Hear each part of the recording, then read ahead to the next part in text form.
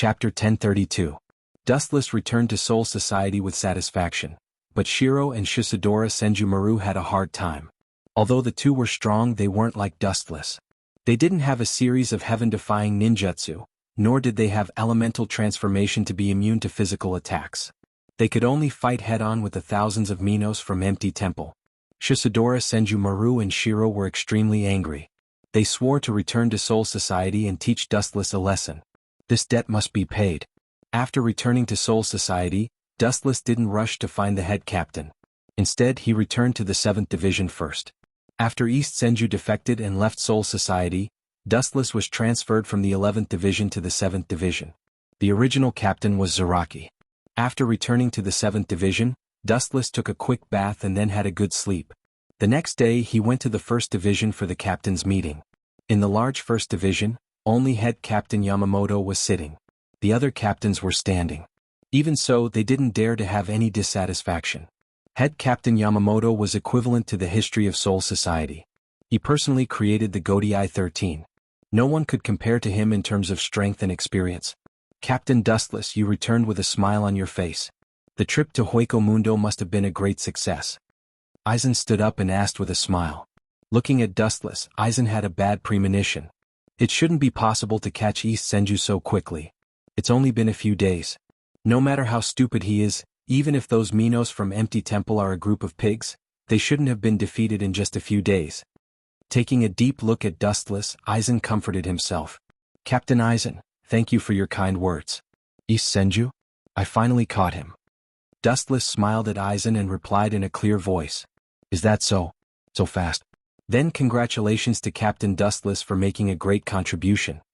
Aizen cupped his fists and congratulated on the surface, but his heart was twitching, and his internal organs were bleeding. Even his usually gentle and refined old face had a slight flaw in it. Captain Aizen's face is ugly. Are you feeling unwell? Do you need me to tell you the process of how I defeated the East Deity Palace to cheer you on? Dustless's voice was light and friendly. Aizen's face turned black, but he forced a smile and said, Captain Dustless, you worry too much. I'm in good health. Eastern Deity, what do you want in the end? The head captain waved his hand and asked expectantly. Here. Dustless smiled and the void twisted. What an amazing ability. The captains were dumbfounded.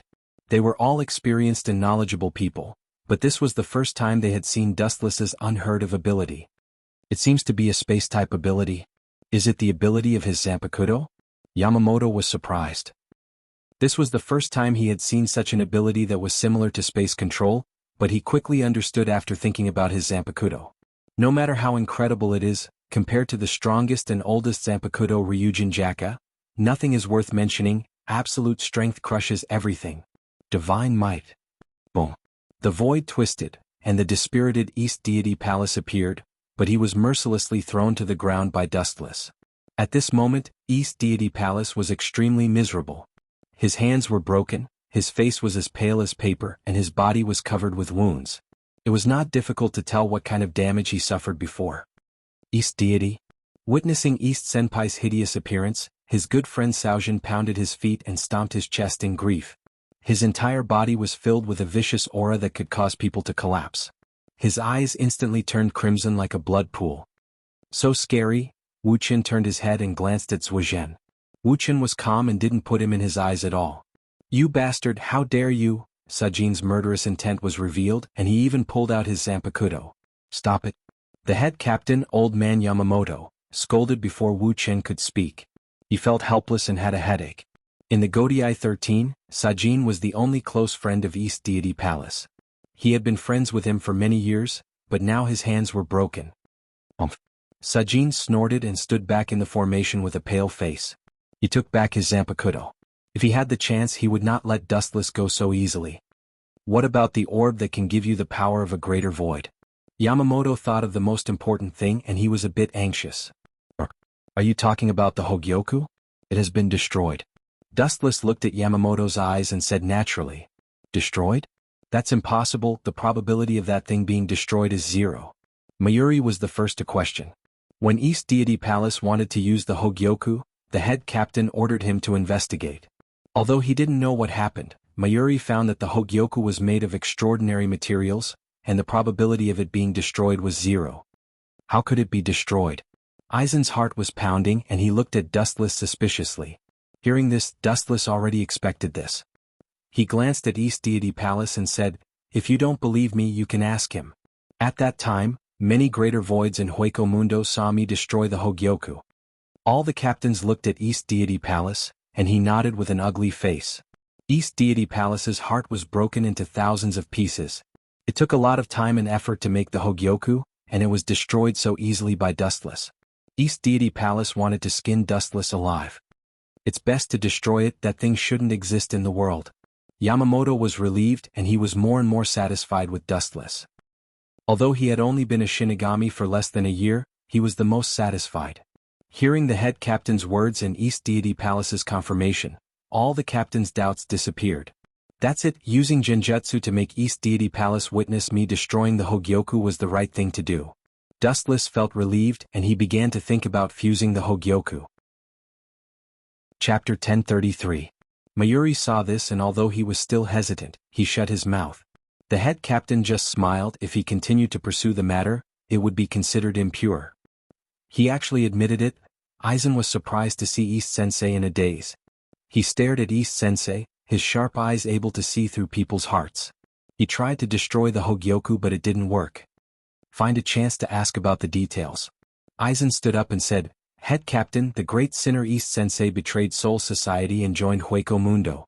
He should be handed over to Central 46 for sentencing." "That's right, that kind of traitor should be executed immediately." The great Shinigami fell to void shameful. East Sensei is the mark of Soul Society's shame.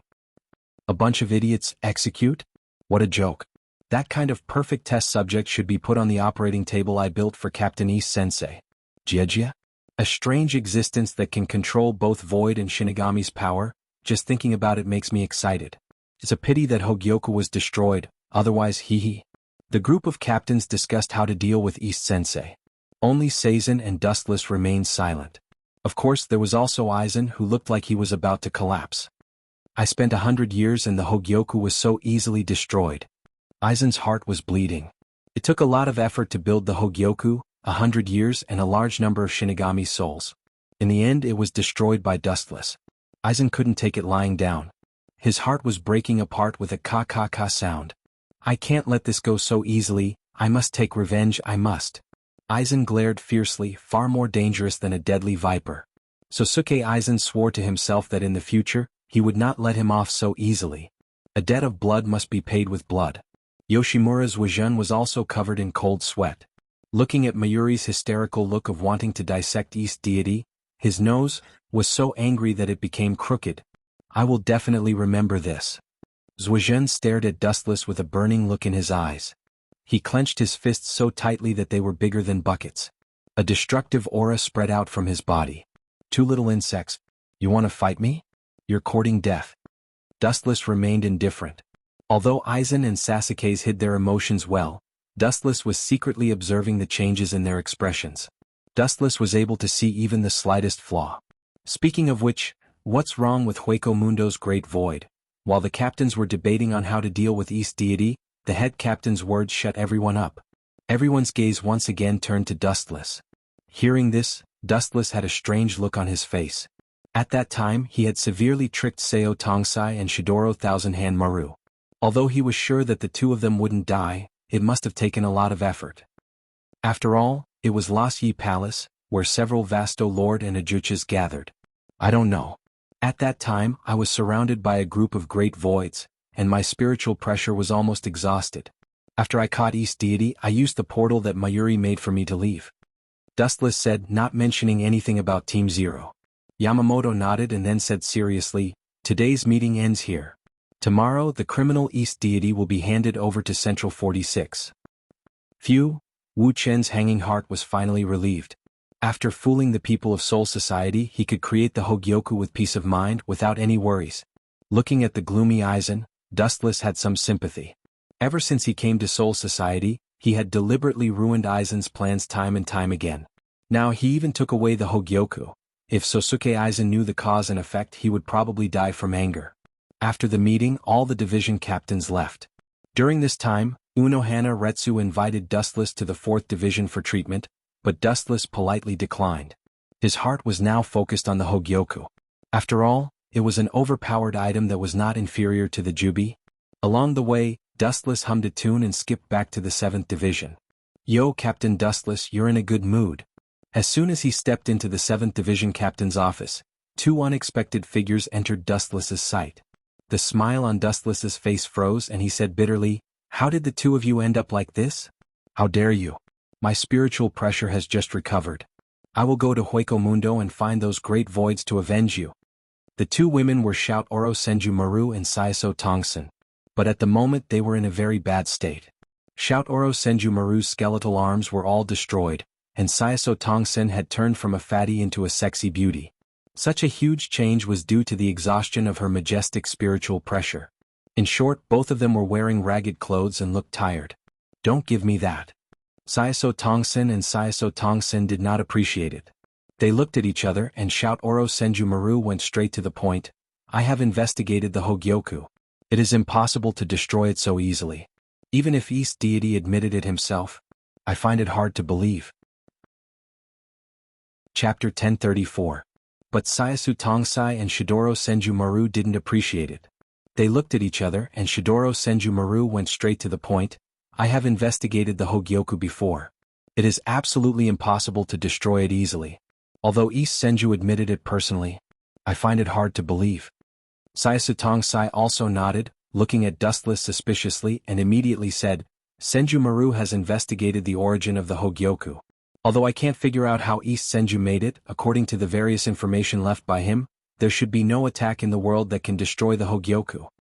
Hearing this, Dustless sat down indifferently, resting his head on his arms and smiled. "To put it bluntly, the 2 of you are suspecting that I stole the Hogyoku. But East Senju admitted it personally, and many great voids saw it in Hueco Mundo. What is the truth? You will know after asking." After saying that, Dustless closed his eyes calmly. Shidoro Senju Maru frowned. She couldn't deny this point. After Dustless left Hueco Mundo, the 2 of them caught a great void and asked about East Senju. The answer was that the great void was captured by Dustless, and the Hogyoku was also destroyed. So what? Maybe you used despicable means to force East Senju and the great voids of Hueco Mundo. In fact, you secretly stole the Hogyoku. That kind of thing, any death god will be tempted. Saisu Tongsai snorted coldly and grabbed Dustless without letting go. This woman, frowning slightly, Dustless's eyes flashed with a hint of anger. Saisu Tongsai was obviously pestering him and deliberately making things difficult for him. I shouldn't have offended her. Dustless's brain cells were working hard. It had only been a year since he came to Soul Society, and Squad Zero only had contact with Shidoro Senju Maru. He didn't know anyone else. Not to mention Saisu Tongsai. Right? I see. Maybe it is because of the Mask Legion. Saisu Tongsai and Masako Hirako of the Mask Legion have a good relationship with each other. After pondering for a few seconds, Dustless had an idea.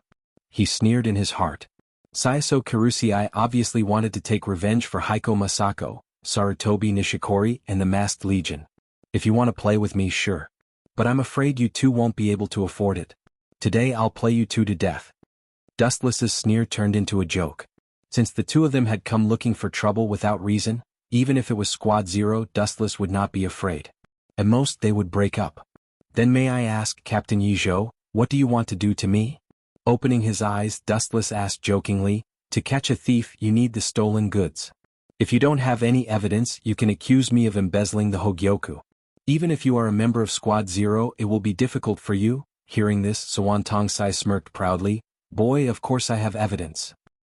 Although I can't make something like a Hogyoku in a short time, I forgot to tell you that about 250 years ago, I was the captain of the 12th Division." Saisu Tongsai's tone was very proud. As the director of the Technology Development Bureau before Urahara Kisuke, he indeed had the capital to be proud. Dustless raised his eyebrows, lowered his head, and then asked calmly, "You don't want to say that you want to make a Hogyoku and then give it to me to destroy, right?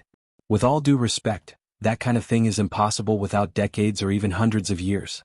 Sorry I did make it." Saisu Tongsai smiled and took out a blue bead. "Of course, this so-called Hogyoku is just a superficial thing. It doesn't have the ability to obtain the Shinigami and the Hollow at the same time. It's just that its hardness is very close to Hogyoku. Now please destroy it for me. Dustless was stunned and looked at Saiyasu Tongsai and Shidoro Thousand Hand Maru in surprise. The blue bead was the same as the Hogyoku that Dustless hid in the Shinto space. How long has it been? Dustless couldn't help but feel speechless. The time gap between when the Eastern Sage incident broke out and when they escaped from Soul Society was at most 1 month. However, the two abnormal members of Squad Zero in front of him created a Hogyoku in just half a month. Although it was not a real Hogyoku, Dustless absolutely believed that as long as they were given enough time, they could definitely create a Hogyoku at an unimaginable speed. The speed of the two of you is embarrassing. Dustless complained with cold sweat. He couldn't help but want to abduct the two of them to his camp.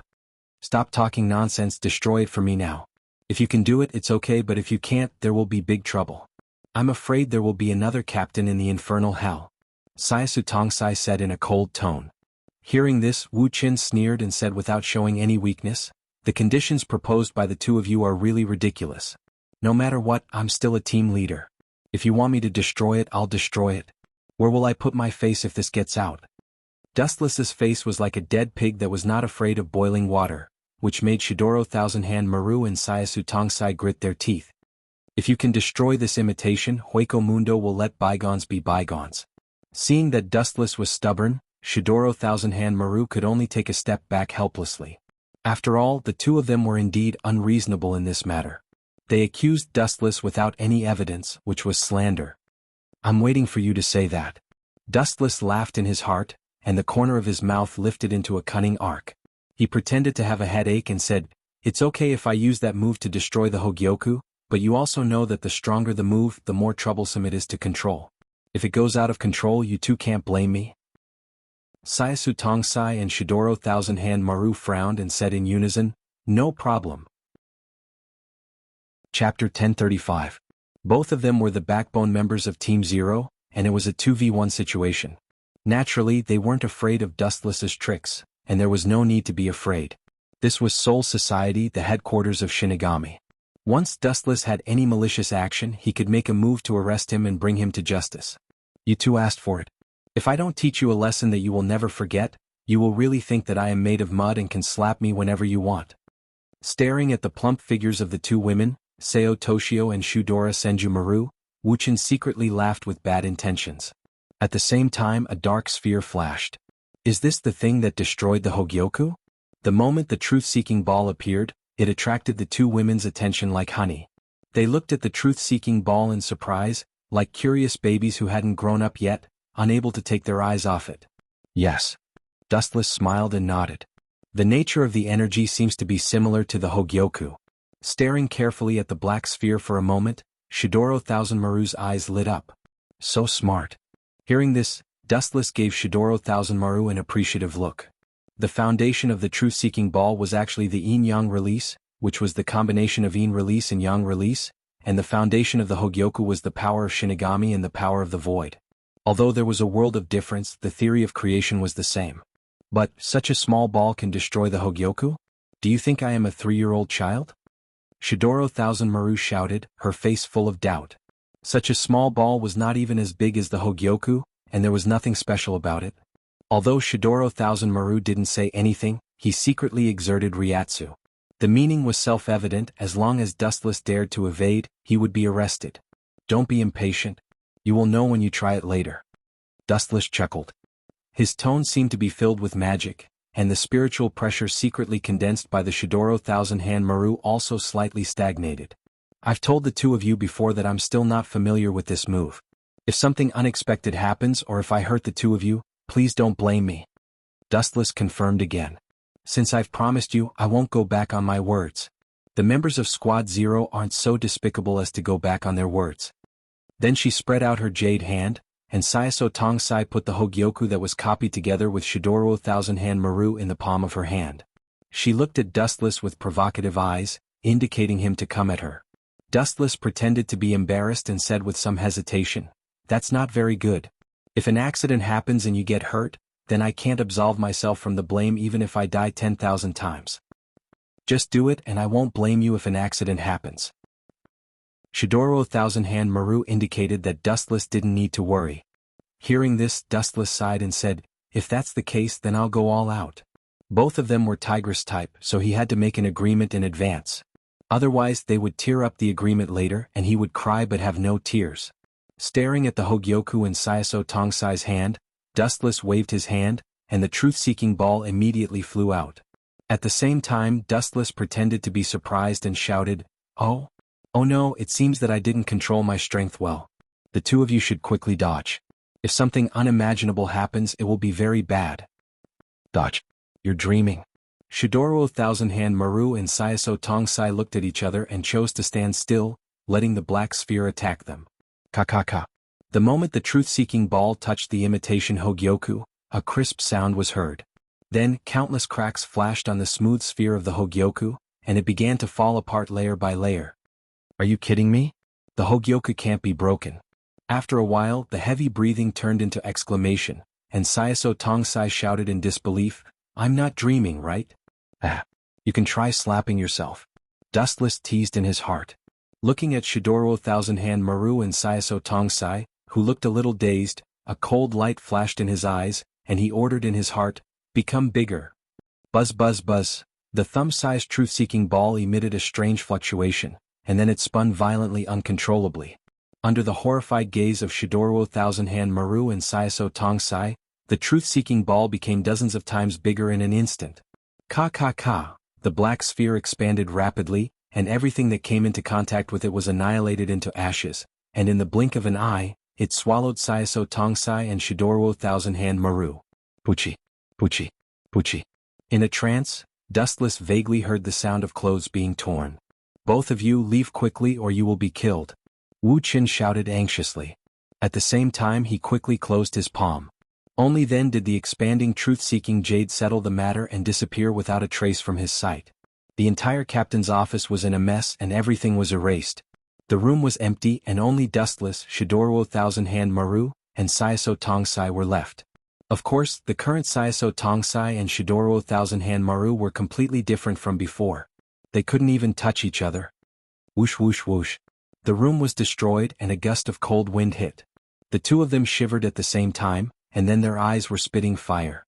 Dustless smiled strangely and said with a sigh, "I reminded the two of you before that you didn't control your strength well, and asked you to leave but you insisted. Now you are suffering the consequences of your own actions." Sigh. Shidoro Thousand-Hand Maru and Saiso Tongsai both vomited blood, and their lungs were about to explode, and their silver teeth were creaking. Chapter 1036. Shidoro Senju Maru and Saiso Tongsai's faces turned green. Their spiritual pressure pressed on Dustless like Mount Tai. They were like wild beasts that wanted to crush Dustless. Ka. His bones seemed to show signs of damage and bean-sized cold sweat fell like raindrops. "Itu. I have already reminded you to leave before, but you were the one who insisted on it. Now that something has happened, you can't blame me indiscriminately, right?" Dustless deliberately made a difficult expression and said, but he was secretly happy in his heart. He secretly glanced at Shidoro Senju Maru and Saiso Tongsai's perfect snow-white body. His eyes were rolling and he was particularly wretched. All of this was hidden very well. Saiso Tongsai and Shidoro Senju Maru were furious, so they didn't notice Dustless. It wasn't until a few breaths later that Dustless picked up a few pieces of rags with a disgusted face. "How dare you be naked in broad daylight? What a disgrace. Both of you are a disgrace to the Grim Reaper." This reprimand was more uncomfortable than killing Shidoro Senju Maru and Saiso Tongsai. At the moment, the two of them stared at Dustless fiercely and took the rags handed over in a hurry. "In the future, I need to store a camera in the Ishinway space. The next time I encounter such a rare scene, I can take it as a souvenir."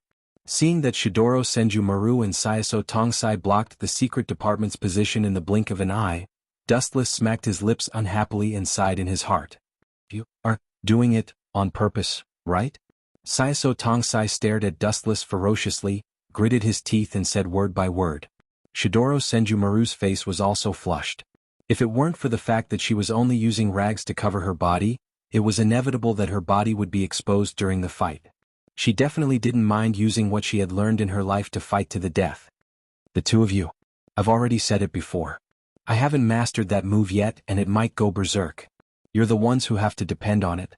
You're also the ones who promised not to pursue the matter even if an accident happens." "What? Are you going back on your words now?" Dustless said without any ripples. Two vast spiritual pressures locked onto him, but he was completely indifferent. This guy is so strong. He's definitely not an ordinary captain. Sayaso Tongsai and Shidoro Senju looked at each other, and their eyes flickered for a moment. The high-density suffocating Ryatsu was removed. If you dare to go out and gossip, I will tear you into pieces. Wu Chen waved his hand to indicate that Shidoro Senju didn't need to worry. He said, although this time's careless mistake caused a big accident, everyone is safe and sound. This is the best. How can I go out and say more? At least you know what's good for you. The hostility in Sayaso Tongsai's eyes flashed away. Even so, she was still gasping for breath. The two majestic peaks in front of her were still trembling. She was hit hard today. Originally, Sayaso Tongsai deliberately looked for trouble with Dustless today to take revenge for what happened in Hueco Mundo. Who would have thought that she would be checkmated by Dustless? Not only did she suffer a double loss, she even had her naked body seen. Just thinking about it made her blush and her body heat up. A strange feeling spread through her body. He can really destroy Hogyoku. Compared with Sayaso Tongsai, who blushed and found it hard to accept, Shidoro Senju saw through it.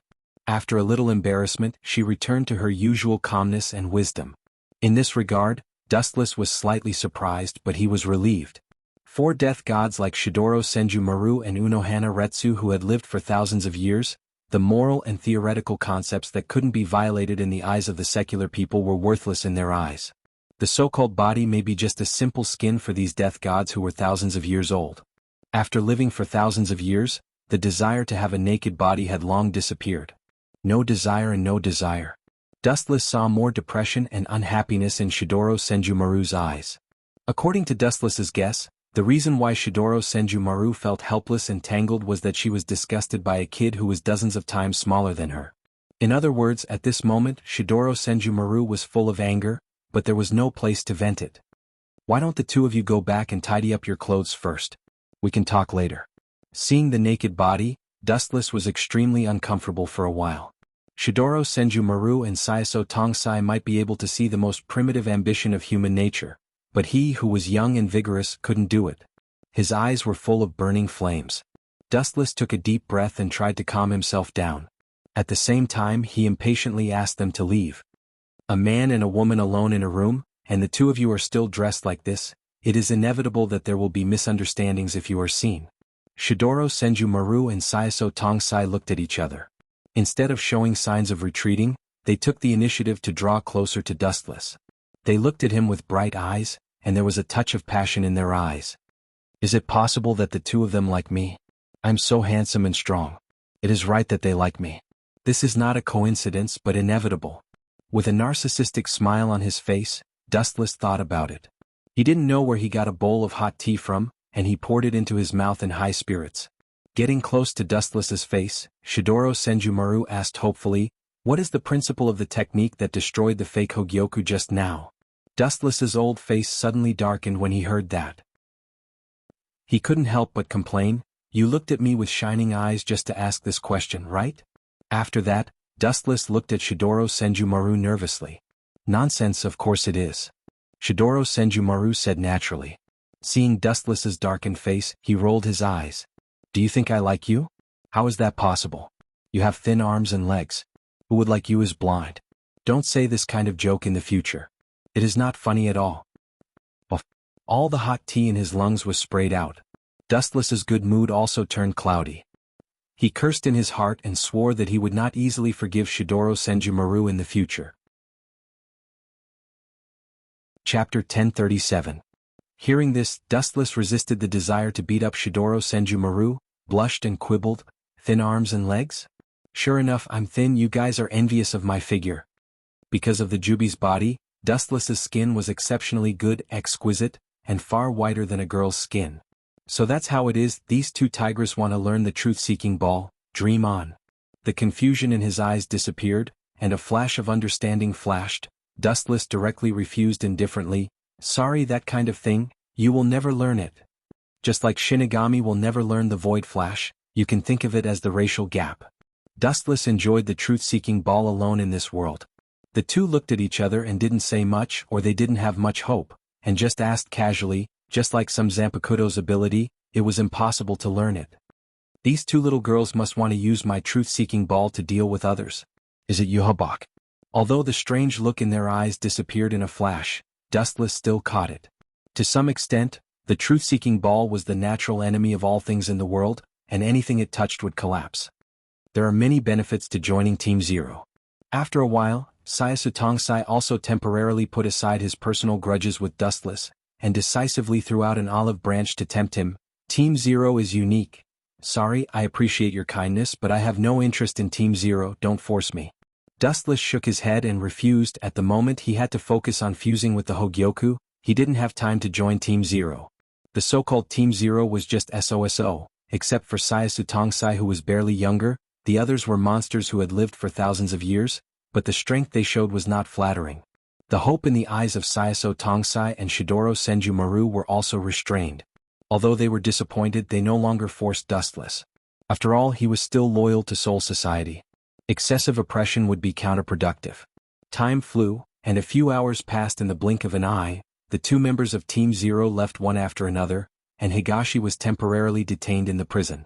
On the surface, it seemed that everything was over, but in fact, the undercurrent was turbulent. The Hogyoku that he painstakingly developed was destroyed by Dustless. How could Aizen Sosuke be reconciled? There was no other way than to create another one. It seems that it will take a while. In the empty captain's office, Dustless muttered to himself, holding a blue gem in his hand. Just a moment, the Hogyoku, for someone who had countless unique skills, it was a simple matter. For Dustless has to know. However, what made him confused was that after the two Hogyoku perfectly merged, there was no reaction at all. It was as if they had fallen asleep, and the light that flickered from time to time also stopped. It's just an incubation period. It will take a while before it wakes up. Dustless was no longer worried after sensing the changes in the Hogyoku. The Hogyoku had just fused and it would take a while for it to work. When it wakes up, the Hogyoku will work and it will give birth to an independent consciousness. In the dark laboratory, Aizen Sosuke and Ikemaru Jin came here more often after they learned that the Hogyoku was destroyed. Except for the necessary occasions, they stayed here almost every day. Captain Aizen, are you sure you want to create a new Hogyoku? Jin's voice sounded in the silent room. Yes. Aizen Sosuke answered frankly, although it's a pity that the Hogyoku was destroyed, it shows that we were on the right track. Although Higashi's fusion with the Hogyoku was different from what I expected, the power he showed at that time was indeed beyond the Shinigami and Hollow's dimension. Aizen's voice was firm and unquestionable. His eyes were empty and he looked like he was in a daze. But in fact it wasn't the case. A careful person could see that Aizen's eyes were burning with a raging fire. Glaring at Aizen, Ikemaru Jin guessed that Aizen saw his future as the ruler of the world, overlooking all living things. Right? Jin seemed to remember something and said, Captain Aizen, you seem to have made a mistake. Captain Dustless only destroyed the Hogyoku you created. Urahara's Hogyoku is still in his hands. Jin's words pulled Aizen back to reality and he said calmly, that's normal. The Hogyoku is used to break the boundary between Shinigami and Hollow. Destroying my Hogyoku was just a cover-up. As for the remaining one, he is probably studying it slowly by himself. Surpassing the limits of the Shinigami and the Hollow, such an unprecedented dream was something everyone yearned for. Sosuke Aizen had already expected that Spotless would fill his own pockets. But that's good. I'll leave the Hogyoku to him for safekeeping. Once I'm done with the Hogyoku, I'll use Kyoka Suigetsu to tear apart that man's disguise and use the power of Soul Society to deal with him. Speaking of which, a group of people with enough power to destroy the world obeys Central 40 SIXS orders. Soul Society is rotten to the core. Chapter 1038. Time flew by and 3 months passed in the blink of an eye. A Shinigami's lifespan was extremely long, and 1 or 2 years was nothing to them. At this moment, Dustless was at the Shin Spiritual Arts Academy. East Senmei was indeed a ruthless person. When he defected, he killed his vice-captain as well as many Shinigami in their seats, and even the Shinigami in the 7th Division with good potential. Although Dustless was now a captain, he was no different from a general without an army. Thus, under the authority of the head captain, he came to the Shin Spiritual Arts Academy to pick the Shinigami that he liked. This treatment was not bad. It could be said that the head captain thought highly of Dustless. The Shin Spiritual Arts Academy was a gathering place for geniuses, and it was also a thorn in the head captain's heart. How boring. Why do I need a member? I alone am enough. Wuchen let out a long sigh and walked into the sloppy academy by himself. His frivolous expression was filled with laziness. Oh. At this moment, a figure suddenly appeared in front of him. Looking closely, it was Sosuke Aizen. Of course, there was also a captain beside him, Jin Ikamaru. What are these two bastards doing here? Looking at the two in confusion, Dustless was driven by curiosity as he walked over. Ishin-kun, long time no see. A gentle voice came from behind, and Dustless's footsteps suddenly stopped. Turning around, he saw Unohana Retsu and Yuko Toru with a gentle smile on their faces. Yeah, long time no see, Retsu. Dustless scratched his head and smiled. His gaze was somewhat evasive. These days, most of his time was focused on Hogyoku. Unohana Retsu had invited Dustless to a couple of gatherings, but he had rejected her with various excuses. Dustless had even rejected the head captain's meetings several times. Captain Unohana, oh no. Retsu, why did you come to the Shin Spiritual Arts Academy? Seeing Unohana Retsu's expression turn dark, Dustless quickly changed the way he addressed her. I'm curious as to why you've come to the Truth Central Spiritual Arts Academy. Unohana looked at Dustless meaningfully, then explained, today is the graduation day of the True Central Spiritual Art Academy's Death God class. There are a few matches, so I came to prevent the students from getting injured. Those Grim Reapers actually graduated? No wonder the head captain asked me to pick the team members. Dustless's doubts were swept away as two figures appeared in his mind. Why did Captain Aizen and Captain Ikamaru Jin come here? This has nothing to do with them. They can't be here to pick members, right? Shinjun is right. Captain Aizen's purpose is the same as yours. A few days ago, some roaming Great Void Realm experts invaded Drifting Soul Street. Almost all the members of the 5th Division who rushed over to help were killed. Unohana sighed and said with a worried tone, you didn't go to the captain meeting these days, so you might not know, but some places in Soul Society have been invaded by great voids. Many members of the 5th and 3rd Division have died, and many souls with the potential to become death gods have been devoured. Yuan Lu Zai scolded Captain Ye many times because of this. There's such a thing? Dustless turned to look at Unohana and asked in surprise. Most of the members who died were from the 3rd and 5th Divisions, and many powerful souls on Drifting Soul Street disappeared as well? And every time the Great Void appears, it's at the weakest place in Soul Society. Unohana tilted her head and looked at Dustless in surprise. She smiled and said, Shinjun's intelligence is indeed extraordinary. You've been cooped up in the 7th Division all day, but you still know these things. I heard it from the students who passed by just now. Dustless's smile froze. He quickly changed the topic and said, I heard that there are a lot of geniuses who graduated this time. I hope that I, a general without an army, can have a few more outstanding subordinates. Although his mouth was like this, Dustless was exchanging flirtatious glances. Clearly he was thinking about other things in his heart. Aizen Sosuke, that crazy man. Every time I guess wrong, he deliberately lured Daishu to Soul Society and then led all the members to reinforce him. In fact, he secretly killed all the members. I'm afraid Ikamaru Jin is the same. Dustless's heart was clear. There couldn't be such a coincidence in this world. It's probably to continue making Hogyoku. After all, that thing needs a lot of souls. Dustless's frown relaxed. He sneered. Aizen probably came to pick talented students this time to satisfy the Hogyoku's needs. The stronger the person, the stronger the soul. Matsumoto Runju, Hinamori, Rukia, and many other Shinigami. They're all talented. Some of them didn't even graduate, but their names have already spread throughout Soul Society. Unohana and Dustless walked side by side. While looking at the beautiful scenery in the distance, she explained to Dustless about Soul Society's current situation. Damn Aizen. I wasn't interested in those students, but based on the current situation, it doesn't matter if I snatch a few of them to join the 7th Division. Dustless's lips curled into a wicked smile. The laziness on his face disappeared and was replaced by a playful and gloating expression. Matsumoto Runju, Rukia, and Hinamori. They all sound good, especially Hinamori and Rukia. I heard they're very capable. The 7th Division just so happened to lack such capable people. After some contemplation, Wuchen also decided to recruit a few. Chapter 1039. Dustless could see many students coming and going in the Shin Spiritual Academy. Today was the graduation day, so there was a lot of people coming and going.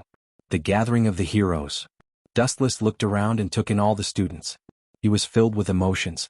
In the future, people from all walks of life would be cultivating in this academy. Speaking of which, where is Aizen Narasuk? Dustless looked around for traces of Aizen Narasuk. This kid suddenly disappeared from the world, and his Ryatsu disappeared along with Jin Ikamaru. Wanju, have you thought about which team you want to join? The delicate and soft laughter attracted Wu Chen's attention. He turned his head and looked at the source. There were two young girls wearing Death Overlord costumes. Their facial features were as white as snow. Their appearances were excellent. Their bell-like smiles were intoxicating. Most importantly, Dustless knew both of them. The golden-haired girl had beautiful and long curly hair. Her collar revealed her majestic snowy peaks. Her crystal eyes were bright and full of vigor. She looked like an orchid in a secluded valley. She was very elegant. Matsumoto Renanju? I should be right. Dustless said with certainty as he stared at her body. Because of his abnormal vision, Dustless could even see the pink on her snowy peaks. Of course, normal people wouldn't be able to see it. After all, Dustless's dojutsu and vision were too powerful. The girl next to Matsumoto Renanju had short black hair and dark purple eyes. She was petite and petite. Without a doubt, this girl was Wuxia Chronicles. God is good to me, giving me a pillow when I'm sleepy. Wu Chen said with a smile with bright eyes. He sighed that God gave him face. Then he stepped forward and greeted them with a smile. When he was about to strike up a conversation with them, the two girls unexpectedly spoke first. Please move, Captain Dustless. The one who spoke was the hot Matsumoto Renanju. Her face was stern as if she saw a jinx. Dustless was embarrassed and her tone was filled with disgust. What's going on? Why do I always get shot when I'm lying down recently? Seeing this, Dustless was directly petrified. A while ago he had offended Zero Squad because of the Masked Legion, and now he had inexplicably offended this girl. The corner of his mouth twitched and he could not help but ask curiously, this should be the first time we've met, right? That's right. Matsumoto Ranjiku nodded. Her tone was still cold, which made Dustless speechless. Alright, it might be because of that brat Jin Ikamaru. I've been causing him a lot of trouble. Dustless didn't know whether to laugh or cry. The relationships in Soul Society were so complicated. Sometimes, if you offended one person because that person's relationship was too great, you would end up offending a group of people. You must be Rukia the Rotten Wood. Seeing Matsumoto Ranjiku's cold face, Dustless also changed the topic. He looked at Rukia with a smile and said very gently, I have a good relationship with your brother-in-law, Byakuya. If you have time, you can come to my 7th squad to play. Dustless forced a smile. When it came to acting, he knew that he was not as good as Aizen Sosuke. Impossible. You're definitely lying to me. Everyone in the Guiding 13 doesn't care about my sworn brother, and he doesn't care about the other captains either. How could he know you? Rukia blinked her eyes and questioned. Even the Zanpakuto on her waist was unsheathed. She probably thought that Dustless was a liar. What's the matter with these two brats? The corners of Wu Chen's mouth twitched when he heard this, and he was exceptionally depressed. He immediately stared at Matsumoto Ranjiku and Rukia and made up his mind, although the two of you are very strong in the Godai 13, you are ordinary. The two's face changed and they nodded undeniably. They were geniuses in the academy, but in the Godai 13 they were ordinary. Hee. Seeing that the two girls were fooled, Dustless continued to tempt them. The members of the 7th squad all died a few days ago. If you are willing to join the 7th squad, I can teach you. Your strength will increase by leaps and bounds. Matsumoto Ranjiku and Rukia looked at each other, and their eyes were wide open. You still want to fight with me? Dustless was proud. Strength was the weakness of the two girls. Becoming stronger was the biggest wish of every Shinigami, and Rukia and Matsumoto Ranjiku were no exception. Kuchiki Byakuya and Rukia rarely talked to each other, let alone taught her. Ikamaru Jin and Matsumoto Ranjiku rarely talked to each other. In order to avoid arousing Aizen's suspicion, Ikamaru Jin and Matsumoto Ranjiku only met a few times. Therefore, Dustless was 100% sure that he could get the two girls. Are you sure you are not lying to us? That you will teach us personally? Matsumoto Ranjiku's stance began to waver. She pursed her red lips and looked at Dustless with a cute expression. That's for sure. I'm a person who never lies. I have already reached the peak of the Shinigamis, Cutting Fist, Demon Walk. Dustless said cheerfully. His words seemed to be filled with magic. His every move and the slightest choice of words pulled the two girls' nerves. Just as he was about to use the great deceiving finger technique to break through the last line of defense of the two girls, a loud rumble sounded in the sky. Chapter 1040. Boom boom boom. In the cloudless sky, there was an ear-piercing roar followed by a kacha sound. A long and narrow hole appeared in the void, followed by a heart-wrenching roar. It alarmed the entire Soul Society, and all the Shinigami realized that something was wrong. It's a greater void. After a while, a few black shadows stepped out of the black hole, and the appearance of Jillian made the Shinigami Academy below the Shinigami Academy fearful. Even if it was the lowest level Jillian, it would take a vice-captain level Shinigami to deal with it. For these students, it was a godlike opponent. Roar roar roar. Jillian's horrifying roar came out of his mouth, and the crisp sound was like bones being crushed. Many of the weaker students fainted while foaming at the mouth. So far, these students haven't really fought with a greater void. Look at the sky, what is that? It's so scary, it's hard for me to breathe. The teachers of the Shinigami Academy seem to have said that this is a greater void called Jillian, that's Void Flash. Bastard, run, this is not something that rookies like us can handle. The Shinigami Academy, which was full of geniuses, played out an unprecedented funny scene. A group of Shinigami threw away their shallow fighting, and ran away. Their running speed was comparable to the Shinigami's Shuanpa. This group of useless guys, each one is faster than the other when running for their lives. Matsumoto Ranjiku saw this and scolded secretly. Usually they were bragging, but now they were running faster than the other. The Rottenwood Rukia was still standing in the far east, but her hair was wet. She was nervous, and her hands that were holding the Zanpakuto were trembling. The fear in her eyes was hard to hide, and Matsumoto Ranjiku was no exception. Your courage is commendable, but your behavior is too stupid. This level of fighting is not suitable for you to run for your lives. Looking up at the greater void in the sky, Dustless was puzzled. It was too strange to invade. We are about to join the Shinigami, how can we run? Matsumoto Ranjiku said stubbornly, holding the Zanpakuto tightly, and looked at the Jillians in the sky. Boom boom boom. Destructive fluctuations covered the sky, and a deep red halo dyed the entire True Central Spiritual Art Academy red. Several Jillian opened their mouths and released Void Flash at the same time. Although I don't know what's going on, this kind of occasion is pretty good. Dustless's lips curled into a smile as he glanced at the surrounding students from the corner of his eyes. This sudden drama, the hero saving the damsel in distress, was not bad at all. Whoosh whoosh whoosh. Several world-destroying void flashes rumbled down and locked onto their targets, which were the extremely conspicuous Matsumoto Ranjiku and Rukia. Almost everyone from the surrounding academies had fled. Only Dustless and a few others were left. Just Jillian trying to strike a stone with an egg. You overestimate yourself. The spiritual pressure in his body surged. Dustless calmly closed his eyes. Suddenly, he was startled to find that the corners of his clothes were grabbed by someone. Looking up, he saw that it was actually Matsumoto Ranju and Shimu Rukia. That doesn't seem right. This seems to have been deliberately arranged. Dustless had a strange expression on his face. He had a feeling that this situation was deliberately arranged by someone. It was obviously a scene of a hero saving a damsel in distress. It was just that the protagonist had somehow been replaced by Dustless. It's coming. Matsumoto Ranjiku said in horror. She looked up and saw that the Void Flash had already landed on her head. Seeing that the Void Flash was about to destroy the three of them, Rukia and Matsumoto Ranjiku closed their eyes in despair and quietly waited for death to come. It was also at this moment that an incomparably ferocious repulsive force erupted. Shinra Tensei. A perfect 360-degree defensive circle was instantly formed, and the Void Flash was easily repelled. Attacking my cute teammates, you bunch of Jillian. You're really not giving me any face. Vigorous spiritual pressure surged all over his body. A bright flash of light converged on Dustless's arm and continued to expand. It gradually engulfed Dustless's entire palm. Hato's 91,000 hands bright sky cannon. The huge light beam turned into scattered flashes of light. Each side of the light beam was far sharper than a blade and more blazing than a flame. All of them ruthlessly bombarded the Jillian. Boom boom boom. In the blink of an eye, groups of Jillian were turned into ashes. They were blasted all over the sky.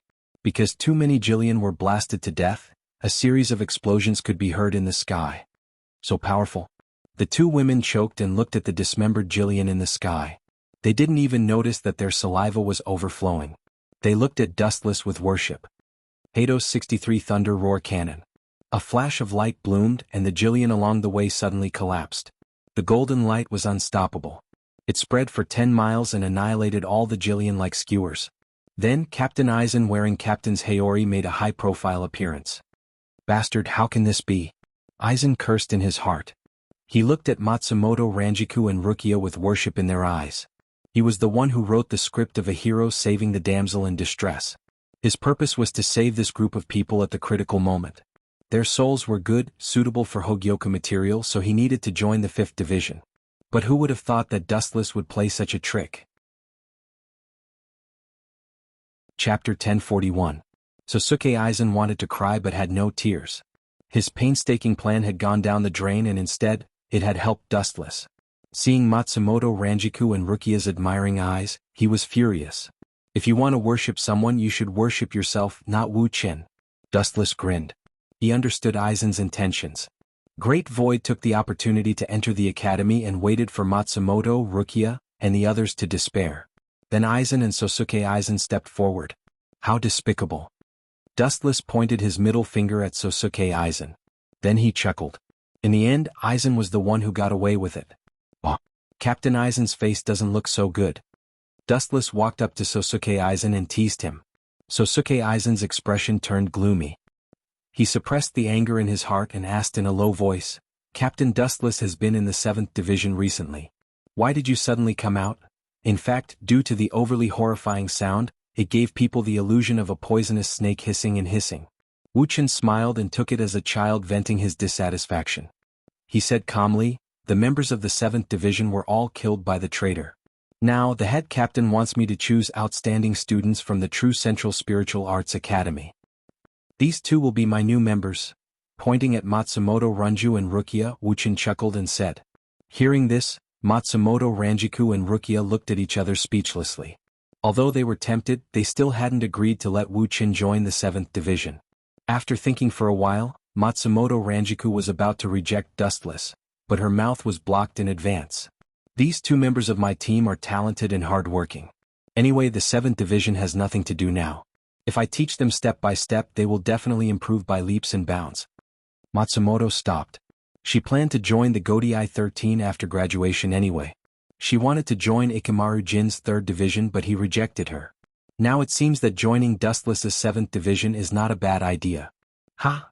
Aizen smiled reluctantly, but he still raised his hand and congratulated. Congratulations, Captain Dustless, for finding 2 good teammates. Congratulations. Although he said that, Aizen's heart was filled with resentment.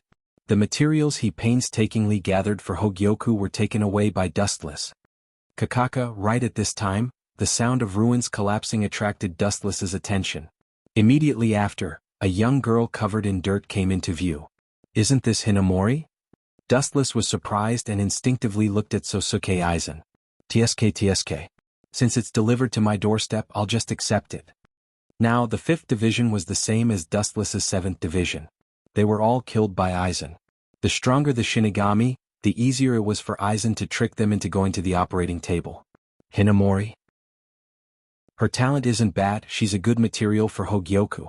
Aizen thought viciously, but he still had a warm smile on his face. He looked like a big brother next door who cared about everything. Thinking about this, Aizen immediately came up with a perfect trap.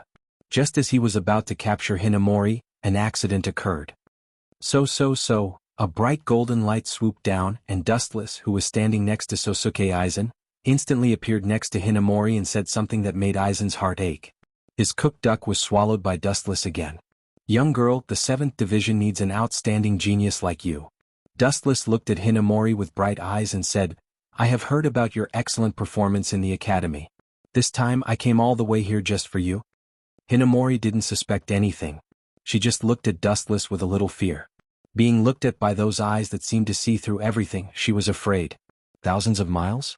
Sosuke Aizen, Ranjiku Matsumoto, and Rukia were speechless. The academy wasn't far from the Godai 13, but it was within sight. Traveling thousands of miles was definitely nonsense. I will teach you the fighting techniques of the Shinigami. Your strength will increase by leaps and bounds, and in the future, you will be able to become a captain. Dustless's words made Hinamori a little dizzy. In the Godai 13, there had never been a captain who would give up his dignity and take the initiative to teach a member. They didn't have the time nor the leisure to do so. Seeing Hinamori's hesitation, Dustless thought quickly. If he didn't pull her over, she would definitely fall into Sosuke Aizen's hands. Look, you should know the two of them. Pointing at Ranjiku Matsumoto and Rukia Matsumoto, Dustless decisively said, they are now members of the 7th Division, and it won't be long before they are promoted to vice captain. After seeing Ranjiku Matsumoto and Rukia Matsumoto, Hinamori nodded timidly. In this way your Hogyoku project will be delayed indefinitely. Glancing at Aizen, Dustless thought to himself. Creating Hogyoku required a strong soul, and Sosuke Aizen wanted these young students because of their strong souls. Chapter 1042. Aizen looked at Dustless with hatred, hiding it so well that even Dustless didn't see it. They should be here soon. Looking up at the sky, Aizen's lips curled into a sinister smile. After giving Dustless a deep look, Aizen left. In the end, Aizen was just a pawn, he didn't care if he lost him. He gave up so easily. Dustless turned his head to look at Aizen Aok's back and asked in surprise. So simple. Strange. Dustless began to think about Aizen's purpose. It was impossible for him to give up on making the Hogyoku. After all, Aizen was very ambitious and wanted to become a god. While he was thinking, several figures surrounded Dustless. Captain, where are the other members of the 7th Division? Rukia and Matsumoto Ranju rushed over and asked in unison. Since it was their first time here, they had to interact with the other members so that they could take care of each other. Other members? Hearing this, Dustless shook his head and said bluntly, there are no other members in the 7th Division, all of them died, only you and Rukia. Oh, I almost forgot, she also counts. Dustless pointed at Hinamori and said. Oh. When the three of them heard this, their bodies almost couldn't support themselves and fell to the ground. They looked at Wu Chen in disbelief. Wu Chen had previously boasted a deluge of heavenly flowers. Who would have thought that there were only a few of them in the 7th Division? Each division of the Godii 13 has at least 100 people. Why do we only have 3? Including the captain, we only have 4 people. Matsumoto Wanju complained. It's not a big deal, one cooks, one cleans, one handles official business and one sleeps, isn't it suitable? Dustless asked. The 7th Division's mission was the prison team, but there weren't any prisoners in Soul Society right now. If there were, Dustless would have already killed them. Hinamori, Matsumoto and Rukia looked at each other, they were stunned by Dustless's words. He wasn't looking for members, he was looking for a babysitter. Kakaka? Suddenly, there was a cracking sound in the sky, and then the void seemed to be torn apart, revealing a long and narrow black hole. Groups of Jillian walked out from within. No wonder Aizen left early, he probably left to hunt other Shinigami. Without a doubt, the more chaotic Soul Society was, the more Aizen could take advantage of the chaos to collect a large number of souls to make the Hogyoku. Even if a daimyo's soul disappeared, they would suspect that they were killed or eaten by Jillian. Let's go back to the 7th Division, this has nothing to do with us. Both of his hands were inserted into the wide sleeves. Wu Chen's spiritual pressure was completely extinguished. He turned and left. The 3 girls looked at each other and Matsumoto frowned. The daimyo is right in front of us, are we going to be deserters? Although Rukia and Hinamori didn't say anything, they had already unsheathed their zanpakuto and quietly made their stance clear. This is not our business, it's the mission of the other divisions. Besides, the 3 of you are just cannon fodder, you won't be able to do anything. Dustless ignored Matsumoto's words and said mercilessly. With your current strength, you can only face ordinary void fragmentation realm bastards. Jillian isn't something you can touch, retreat. Boom boom boom. At the same time, the ground shook violently, rolling up a huge cloud of dust. See, the qualified fighters I mentioned are here. Dustless chuckled and looked at the sky in the north. He saw Zaraki Kenpachi carrying his zanpakuto and leading a large group of Shinigami. The ferocious formation made the sky dim, and the whole world was immersed in the aura of the 11th Division. Look at the other divisions and then look at us. Matsumoto rolled her eyes at Dustless and said, why are you so anxious? This is not our duty, there's no need for us to interfere. Dustless was indifferent. Just as he was about to turn around and leave, he suddenly noticed that the space behind Matsumoto, Rukia, and Hinamori were distorted. Dustless, who realized that something was wrong, scolded coldly. The 3 of you get out of there now. The 3 girls were stunned. Hearing Dustless's stern tone, they hurriedly dodged. They were considered talented. When they were in the Zhen Central Spiritual Technique Academy, they already knew how to teleport. Immediately they used all their strength to escape. Crack. The black cavities behind the girls suddenly exploded. A smaller greater void drilled out and pounced towards the girls. Even though they were very fast, This greater void was clearly beyond Jillian's level and was even faster. It almost caught up to them in an instant. The most unfortunate person was Matsumoto. The mysterious daimyo's bone blade was flickering with cold light. It was about to pierce Matsumoto's abdomen. Its method was extremely ruthless. It seemed like it wanted to kill her in a single strike. 6 staff-like prison. 6 golden rays came from all directions and restrained the daimyo. Matsumoto was finally spared. This daimyo doesn't seem right. What the hell is that? Dustless's expression froze. He noticed that something was wrong. It was completely different from the normal Ajuchas and Vasto Lord. Chapter 1043. The mysterious greater void was covered with strange patterns all over its body. It looked messy, but in fact, it was filled with indescribable mysteries. Strange, it seems a little familiar. Wu Qin raised his eyebrows and looked at the mysterious pattern. He muttered in his heart. Ka ka ka. At this time, an unexpected crisp sound attracted Dustless's attention. Looking at the origin of the sound, there were cracks on the 6 huge lights. Death God, you want to restrain me with trash of this level? You underestimate me too much. The greater void that looked like a mantis turned its head and bared its teeth at Dustless. I'm different from the other Ajuchas. Don't underestimate me. As soon as it finished speaking, it suddenly used force and tore the 6 light prison apart with brute force. It is indeed different. Dustless nodded his head in agreement. This greater void in front of him was indeed not bad. Its strength was higher than Ajucha's, but it was not at the level of Vasto Lord. But, after quietly looking at it for a while, Dustless's expression was cold as the light of destruction flickered on his fingertips. So what if it's different? In the end, it's still Ajucha's. As soon as he finished speaking, the light condensed in Dustless's hand shot out. Dowbreaker 88, Flying Dragon strikes the thief. Whoosh whoosh whoosh. An extremely thick beam of light flew out and instantly engulfed the entire world. There was no sense of existence in the sky. The light that could be said to be invincible evaporated everything it touched. Boom boom boom. An ear-piercing explosion rang out, and an earth-shattering shockwave spread out like a wave. What was surprising was that although the mantis-like Ajuchas was injured, it was still alive. It didn't die. A hint of surprise flashed across Dustless's calm face. He curiously looked at the heavily injured Ajuchas and saw the irregular patterns all over its body. It was extremely mysterious. Dustless frowned. He felt that he had seen these patterns before, but he just couldn't remember where. Damned Grim Reaper, I won't let you go, never. Achukas, who was in excruciating pain, roared angrily. The spiritual pressure in his body surged, and a huge sphere condensed in his mouth, erupting with a shockwave that could destroy the true Central Spiritual Art Academy. Captain, if we get hit by that, the true Central Spiritual Art Academy will definitely disappear. Rukia said anxiously. The same was true for Matsumoto and Hinamori. After all, this was their alma mater, and it was hard for them to part with it. You're talking about the situation where I hit him. He didn't even have the chance to retaliate.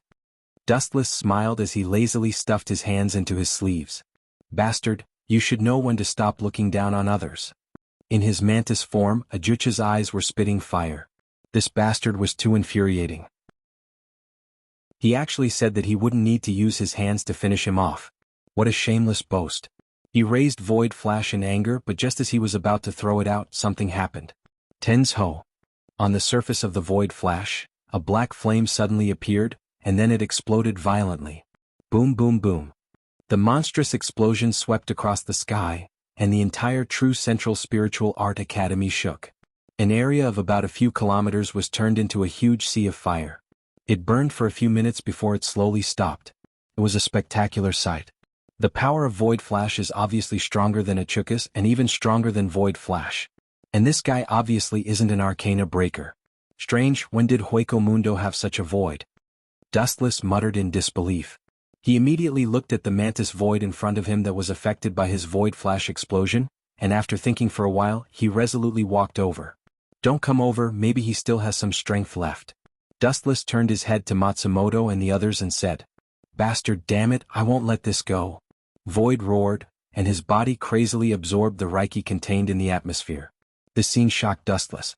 Impossible, how can a void directly absorb Reiki? He's not a Quincy. Death gods relied on their own training to increase their Reiki, while void evolved by swallowing each other.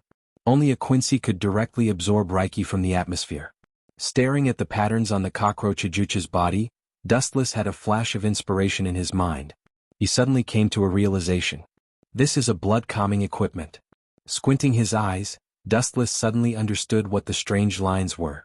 After thinking for a while, he realized that the Quincy of the Wandless Empire did indeed have the ability to give Void the unique ability of a Quincy.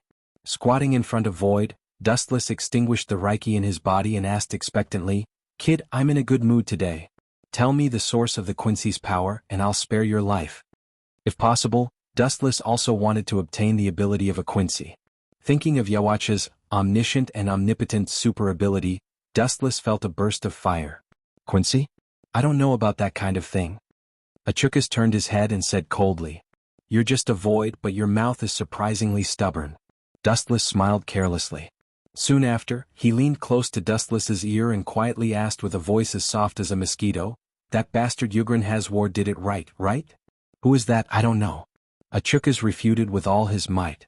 Dustless snickered inwardly. He clearly saw the fear that flashed through this guy's eyes. Chapter 1044. The eyes were the window to the soul, no matter what kind of creature it was. Even the slightest change couldn't escape Dustless's fiery golden eyes. This great void at the level of the cockroach Ajuchas gave Dustless the first thought that he had a guilty conscience. The evasive gaze in his eyes explained everything. There is no need to quibble. I have fought with Quincy before, so I know a little about their moves. Seeing that this cockroach refused to admit it, Dustless didn't care and extended his hand. "What are you trying to do?" The cockroach Big Void screamed in horror. His tone was somewhat sharp. Dustless actually grabbed his head, and his eyes also underwent earth-shattering changes. His black pupils turned into a light purple color, and ripples spread out from his eyes. 9 pitch-black, flickering magatama hung from his eyes. The gem-like luster could see through one's heart, and the cockroach Ajuchas felt its heart palpitate.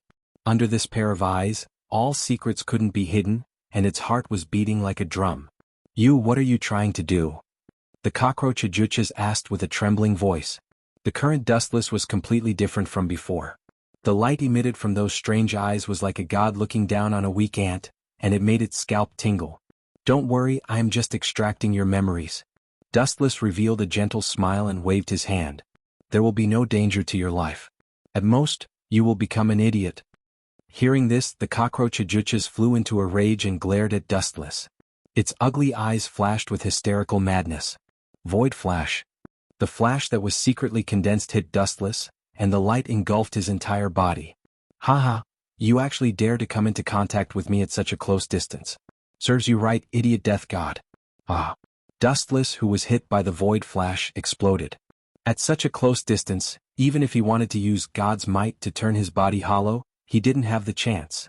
The cockroach Ajuchas only heaved a sigh of relief after sensing that Dustless's spiritual pressure had completely disappeared. "It's just a grim reaper. How can a lowly race like you understand the greatness of that lord?" The cockroach Ajuchas snorted in disdain. Then, with a swipe of its hands, a long and narrow black cavity opened up. Just as it was about to step in, the voice of the King of Nightmares once again enveloped its mind. "That lord? Looks like it really is Jugram." Tens of thousands of rays of light gathered on the ground and condensed into Dustless's physical body. He was frowning as he pondered with deep puzzlement. To be able to bestow their abilities to voids. Quincy is truly a mystical race. Dustless sighed emotionally. He still remembered that after Friend Havoc had revived, he had ordered the Knights of the Wandless Empire to capture powerful Great Voids, and he had even given them the ability to annihilate Great Voids to strengthen the Wandless Empire. Swish. Swish. The black shadow was hard to see with the naked eye. It was as fast as light, but in Dustless's eyes, it was extremely slow. "Idiot, it's rare for me to be merciful and let bygones be bygones. You're actually courting death." His expression turned cold. Dustless had always hated people like this who did not know what was good for them. Without wasting any time, he lifted his leg and sent out a thick flash of light. Lightspeed kick. A straight ray of light poured out and disappeared in an instant, turning into a golden spear with extremely powerful thrusting force. It pierced straight towards the black shadow. Boom, boom, boom. A huge tremor resounded through the clouds. The cockroach voids was instantly sent flying, spurting out blood. Its entire body was corroded by the high temperature caused by the lightspeed kick, and its entire body was like charcoal. I didn't come knocking on your door, but you came knocking on my door first. Leisurely turning around, Dustless strolled away with a ferocious look on his face. After all, Dustless had killed Busby, and Jugram had an extremely good relationship with the former. They could be considered childhood friends. It was normal for Jugram to seek revenge or send a great voids to probe Dustless's background. Hold it right there. A shocking roar came from behind. Immediately after, Ajuchas, whose entire body was charred, swept up a sandstorm with great momentum. Turning his head and revealing half of his face, Dustless said with pity, "It doesn't matter if I stand here, but it will take your life, idiot." Dowbreaker 90, Black Coffin. The black light that flashed out from all directions converged. The black light pulsed with an indestructible sharpness, and its target was actually the cockroach Ajuchas. Poochie, poochie, poochie. After a few crisp sounds, the sharpness of Dowbreaker 90 directly turned into pieces of flesh. One day later, in the 7th Division. The usually empty 7th Division finally had some vitality. Although it was still a little lonely, it was much better than when Dustless was alone. The bright room was filled with the smell of alcohol, and the sound of snoring could be heard. Dustless didn't know whether to laugh or cry as he looked at the drunk Matsumoto Runju. He was counting on the latter to handle official business and not to find drinking buddies. Now, Matsumoto Runju was drunk on the sofa, and the meatball in front of her chest almost fell out. Forget it, it's time to meet her. After so long, I should have gathered the information I wanted. Dustless sighed softly and then his eyes lit up. Immediately, he used a shadow clone to temporarily replace him and quietly left the 7th Division. Chapter 1045. At night, the sky was filled with stars. The 80th district of Luhun Street was the most chaotic place in Seoul society. Killing was the main theme here, and the skeletons of all kinds of creatures could be seen everywhere. The surroundings were dead silent, and in the dense forest, there were occasional dark green lights, choosing to devour people. The scene was extremely depressing. No wonder Zaraki was so cruel. To be able to live in such a harsh environment, he must be a monster. Dustless muttered to himself. There were skeletons everywhere around him, and blood dyed the ground red. Some things can't be exposed. Since you want to investigate in secret as a reward, I'll give you a free flight ticket to the Kingdom of Heaven. The dormant chakra in Dustless's body immediately surged, and a huge flame spewed out from his mouth. Fire release, grand fire annihilation. The dark sky instantly turned red, and the dense forest in front of him was instantly eradicated. The flashing green lights in the forest also disappeared in an instant. There were only a dozen skeletons on the ground. Are you really Captain Death? How can you be so cruel to your own people? A surprised and doubtful voice came from behind, and there was a sweet fragrance. Dustless turned his head and looked at the girl with grass-green hair and said indifferently, "Same to you. Looking at your smiling face, you seem to be very happy. Looks like I've gotten what I wanted." The newcomer had green curly hair that was as light and elegant as the waves of the sea. Her watery eyes blinked, and her body was extremely hot and bold. There was a faint smile at the corner of her mouth that could captivate one's soul. Her thin and tender red lips were like millet flowers that could make one's body burn with passion. Even with Dustless's calmness, his pupils were still dazed and sluggish. The girl was wearing white shorts and her beautiful legs were exposed to the air. They were flawless, like a masterpiece made by the heavens, and people couldn't help but be jealous. Other than that, what made people even more restless was that the green-haired girl was dressed very casually. Her collar was wide open, and her exaggerated breasts were almost exposed in front of Dustless's eyes. This person was the spy Dustless had sent to the Wanless Empire. She could be considered an ally, Catnip. Don't dress like this when you meet me in the future, and don't choose to meet me in the middle of the night. I'm a sleepy person, especially in the middle of the night. Disturbing my sleep is unforgivable. Dustless closed his eyes for a few seconds until his lust was completely extinguished. He then said coldly, "Seoul society is not a good place, especially Luhun Street. Dressing up gorgeously is a big problem." Hearing this, a soul-stirring smile appeared on Candace's perfect face. She purposely widened her collar so that Dustless could see her proud cleavage more clearly. "Don't tell me you've fallen for me? That's right, I'm born with a natural beauty. I don't even need to make a move during a duel. I just need to throw a few flirtatious glances at my opponent and he'll collapse."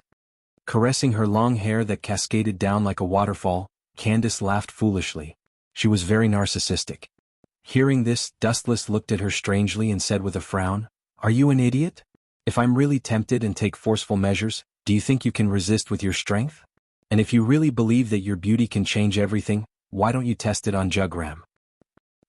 What an insensible man. Candace's proud face instantly darkened. She glared at Dustless fiercely and said with gritted teeth, "Jugram, that bastard. I'll definitely be torn into pieces by him in the future." Dustless responded with silence. His expression was a little blurry and his eyes were dozing off. "You bastard." Candace was very depressed and could not help but curse in her heart. Dustless had a drowsy look on his face with a beauty in front of him. He did not know how to appreciate her beauty at all. "All right, have you gathered the information I asked for?" Dustless waved his hand and asked impatiently. He continued, "I don't expect you to understand Yawach's abilities, but at least understand the abilities of the members of the Stern Ritter." Even though he had memories from the third dimension, Dustless only remembered their abilities and did not know their specific moves. There were many heaven-defying people in the Stern Ritter. Dustless even remembered an unprecedented pervert. As long as he used his brain and imagined his opponent's tragic death, his dream could become reality. He could directly think of his opponent to death. "I've tried my best to find out more details, but I didn't manage to get the abilities of Yawach's personal guards and Jugram himself." She handed a file that recorded the moves of the Stern Ritter to Dustless. Candace said solemnly, "Jugram is naturally suspicious. Once he finds out that I'm suspicious, he won't need any so-called evidence. He'll kill me directly." Speaking of which, Dustless nodded. He suddenly thought of Ajuchas, who had invaded Soul Society and had the power to destroy Quincy. He opened his mouth and was about to ask Candace about the details when something unexpected happened. A black irregular crack flashed in the sky. It was different from the black cavity of the Great Void, but it was also similar to a space tunnel. Dustless could clearly hear the cracked sound of movement inside. "You really know how to pick a time," Dustless frowned. A huge beam of light condensed in his hand. No matter who came out, he would kill them without hesitation. However, Candace's next move stunned Dustless. Chapter 1046. Candace blocked Dustless decisively with a determined look in her eyes. "She's my friend, Bambietta Bathabai. I won't allow you to hurt her. Little Bambietta is one of the only friends I have in my life." Candace's eyes shone with determination. Her tone was indomitable and without regret. "You value relationships so much?" Dustless was surprised. He remembered that there were a few women in the Wanless Empire, but all of them were extremely violent. This Bambietta that Candace mentioned was also very violent. A few seconds later, a pretty girl wearing the same military uniform as Candace appeared in front of him.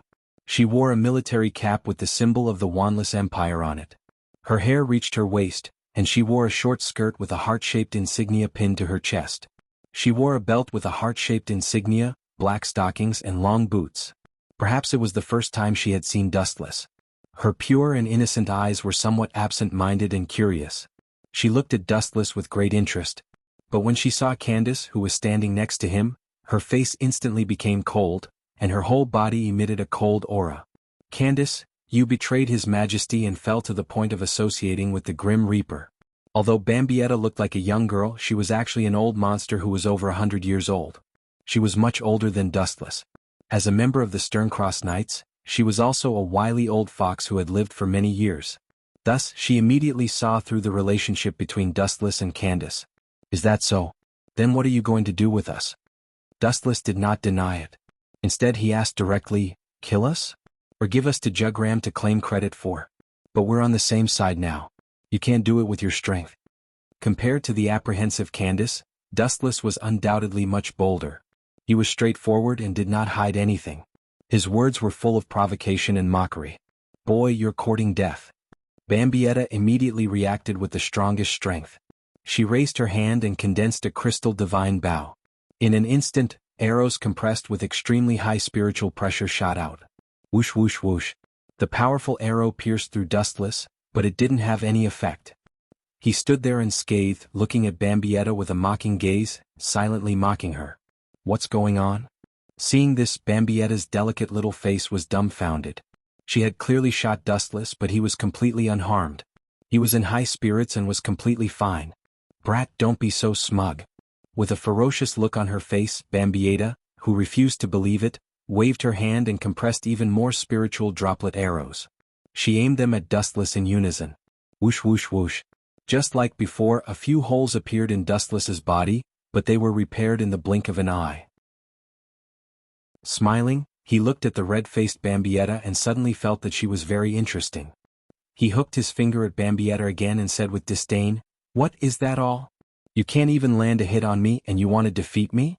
Even a 3-year-old wouldn't dream of something as ridiculous as you." Bambietta was furious when she heard this. Her slender fingers trembled as she pointed at Dustless. She bit her red thin lips and looked rather depressed. "Candace, let's capture him together and then offer him to Jugram. He will definitely forgive your sins." Bambietta, who had no choice, threw an olive branch to Candace, hoping that they could join forces to deal with Dustless. "Little Bambietta, don't be deceived by that hypocrite Jugram. He has been using us from the beginning." Speaking of Jugram, Candace showed an expression of hatred and wanted to tear him into pieces. Seeing this, Bambietta frowned and looked at the grinning Dustless. She pointed at him and said, "Candace, don't be deceived by this shifty-eyed Grim Reaper. One look at him and you can tell that he's not a good person." It didn't matter what she said, but the narrow-minded Dustless's face immediately darkened. "I'm indeed not a good person, but compared to Jugram and Yawach, I suddenly feel like I'm as great as a saint." Dustless snorted at the mention of Yawach and Jugram. "How dare you insult his majesty?" Bambietta shouted angrily, her eyes spitting fire. Dustless raised his eyebrows and moved closer to Candace, who was having a headache, and said in a low voice, "Your friend has some problems with her head. She only has Yawach in her heart and treats him like a god." In my opinion, Dustless's expression turned cold and murderous as he said, "Why don't we just kill her?" Candace shook her head like a rattledrum and took a deep look at Bambietta. The hesitation in her eyes turned into determination. She decided to pull her best friend out of hell. "Is little Bambietta pretty?" Candace suddenly changed the topic and asked an irrelevant question. Hearing this, both Bambietta and Dustless were stunned. They looked at Candace in confusion. This neurotic woman was making Dustless's brain go blank. "What does this have to do with me? So what if she's pretty?" "She's still an enemy," Dustless said coldly. Candace's face flashed with relief, and then she said mysteriously, "I have a way to pull little Bambietta to our side." Dustless was stunned and said expectantly, "Let's hear it." Candace nodded and said seriously, "Go to archery and rape her. Defile her from head to toe and destroy her body, mind and will. It's best if you can make her pregnant with your child. This way little Bambietta will betray us." Dustless's body trembled when he heard that, and he staggered and almost fell on his back. Chapter 1047. Not only was Dustless petrified, but even Bambietta was also stunned. Her face was flushed with shyness, and she looked as attractive as a ripe apple. Her ferocious aura was completely restrained and she looked quite cute. Finally, she had some unique feminine charm. "I'm deaf, right? Can you repeat what you said just now?" Dustless reiterated. Candace looked at Dustless with a little dissatisfaction. After cursing him for being deaf in her mind, she explained, "Don't be fooled by Bambietta's casual dressing. In fact, she values something as worthless as virginity very much. Don't be fooled by her bold appearance." Candace stared at Dustless with resentment. Dustless opened his mouth, intending to refute, but he was shocked to find that he was speechless. He didn't know whether to laugh or cry. Candace's dressing was several times more exaggerated than Bambietta's, and she was shamelessly gossiping about others. Dustless suddenly felt that his shamelessness was not proportional to Candace's. Noticing Dustless's strange look, Candace immediately understood that Dustless had misunderstood her. She hurriedly said, "I said virginity is worthless, but it doesn't mean that I don't care. In fact, I'm the same as Bambietta, I'm still a—" Candace, who spoke bluntly, closed her mouth and decisively withdrew the word virgin. Why did she say this to Dustless? "All in all, it's not wrong to listen to me. It's best to make her pregnant with your child. In this way, our alliance will have another layer of protection. I'm Bambietta's bosom friend and we'll be in-laws in the future."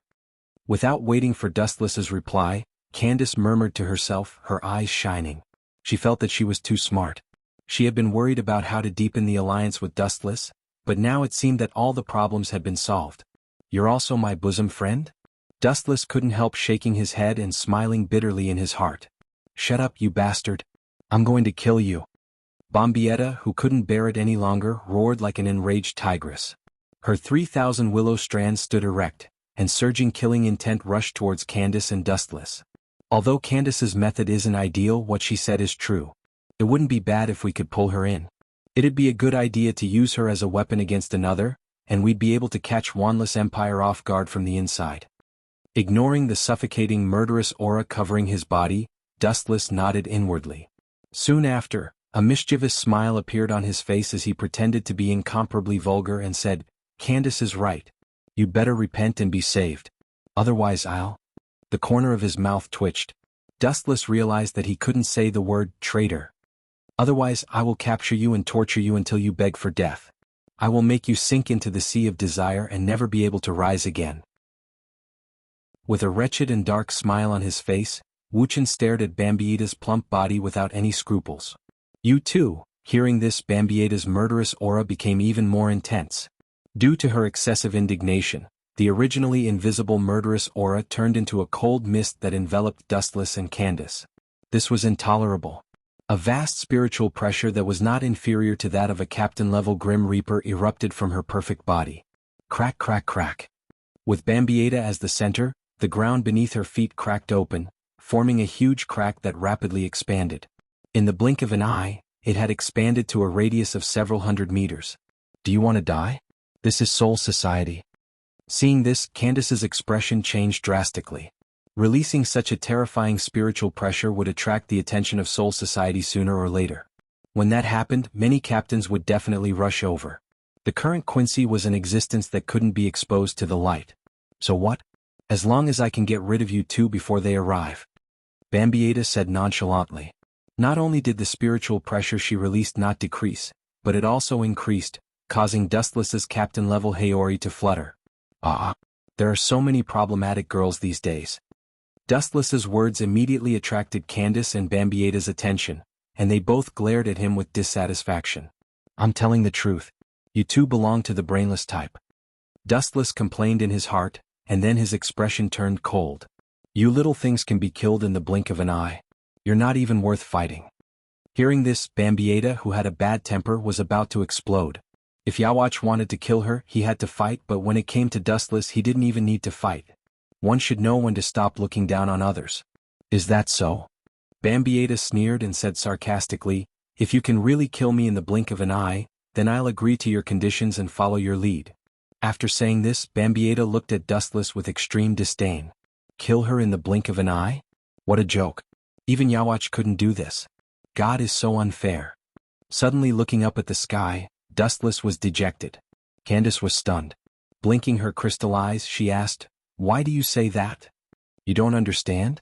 Dustless glanced at Candace and sighed in loneliness. "My life is really a tragedy. Now I have another teammate who is as brainless as you. Why is fate so cruel and ruthless?" Bambieda vomited blood and trembled with anger. Her ferocious look made it seem as if she wanted to tear Dustless apart. His words undoubtedly meant that he could kill her with a single glance. Chapter 1048. Compared to Bambieda, who snorted disdainfully, Candace remained silent. Although she had only met Dustless twice, including this time, she firmly believed in Dustless's words. It was not surprising that a person who was already a miracle could create any miracle, because his very existence was a miracle. This guy, her eyes flickered, captivating one's soul. Candace, who was lively by nature, remained silent, her expression calm. She sized up Dustless from the corner of her eyes, and a strange feeling spread in her heart. Dustless did not say a word in the face of Bambieda's mockery. It was not that he was powerless to fight back, but that he did not bother to answer. Seeing Dustless remain as indifferent as a statue, Bambieda withdrew her spiritual pressure. After all, this was Soul Society, and releasing spiritual pressure endlessly would attract the Grim Reaper's attention sooner or later. Bambieda could not help but think. Staring at Dustless and Candace, she frowned. If they fought, she would be the one who would be defeated and captured in the end. A moment later, her eyes lit up, and she suddenly came up with a plan. "Since neither of us wants to be caught by the Grim Reaper, why don't we fight in a more interesting way?" Bambieda withdrew her flames and put on an elegant smile with a hint of complacency and cunning. Candace remained silent and looked at Dustless. "The night is long and I have nothing to do. Tell me what you want to do. I hope you won't break the contract because you can't afford to lose." Dustless glanced at Bambietta indifferently and put his hands back into his sleeves. No wonder you are in cahoots with Candace. You are indeed straightforward. Bambietta looked at Dustless in surprise and had a whole new level of respect for this grim reaper.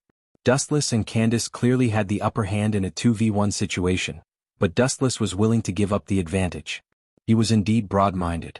However, the next sentence made Bambietta lose all her good feelings. Just treat it as playing house with a kid who hasn't grown up yet. Hurry up, I still have things to do. Dustless frowned and said impatiently, Brat, you will definitely pay the price. Bambietta clenched her fists and gritted her teeth. Soon after, she sneered, Did you just say that you can kill me in the blink of an eye? Let's use this as a bet. If you can really do it, I'm willing to be your servant. What if I can't do it? Dustless asked curiously while rubbing his chin. Then the two of you will be slaves. Bambietta replied with a cold laugh. This is not fair. Candace stood up and objected. Her beautiful eyes were gloomy. If Wuchen won, Bambietta would become his slave and she would get nothing. On the other hand, if Wuchen lost, she would suffer together with Wuchen. No problem.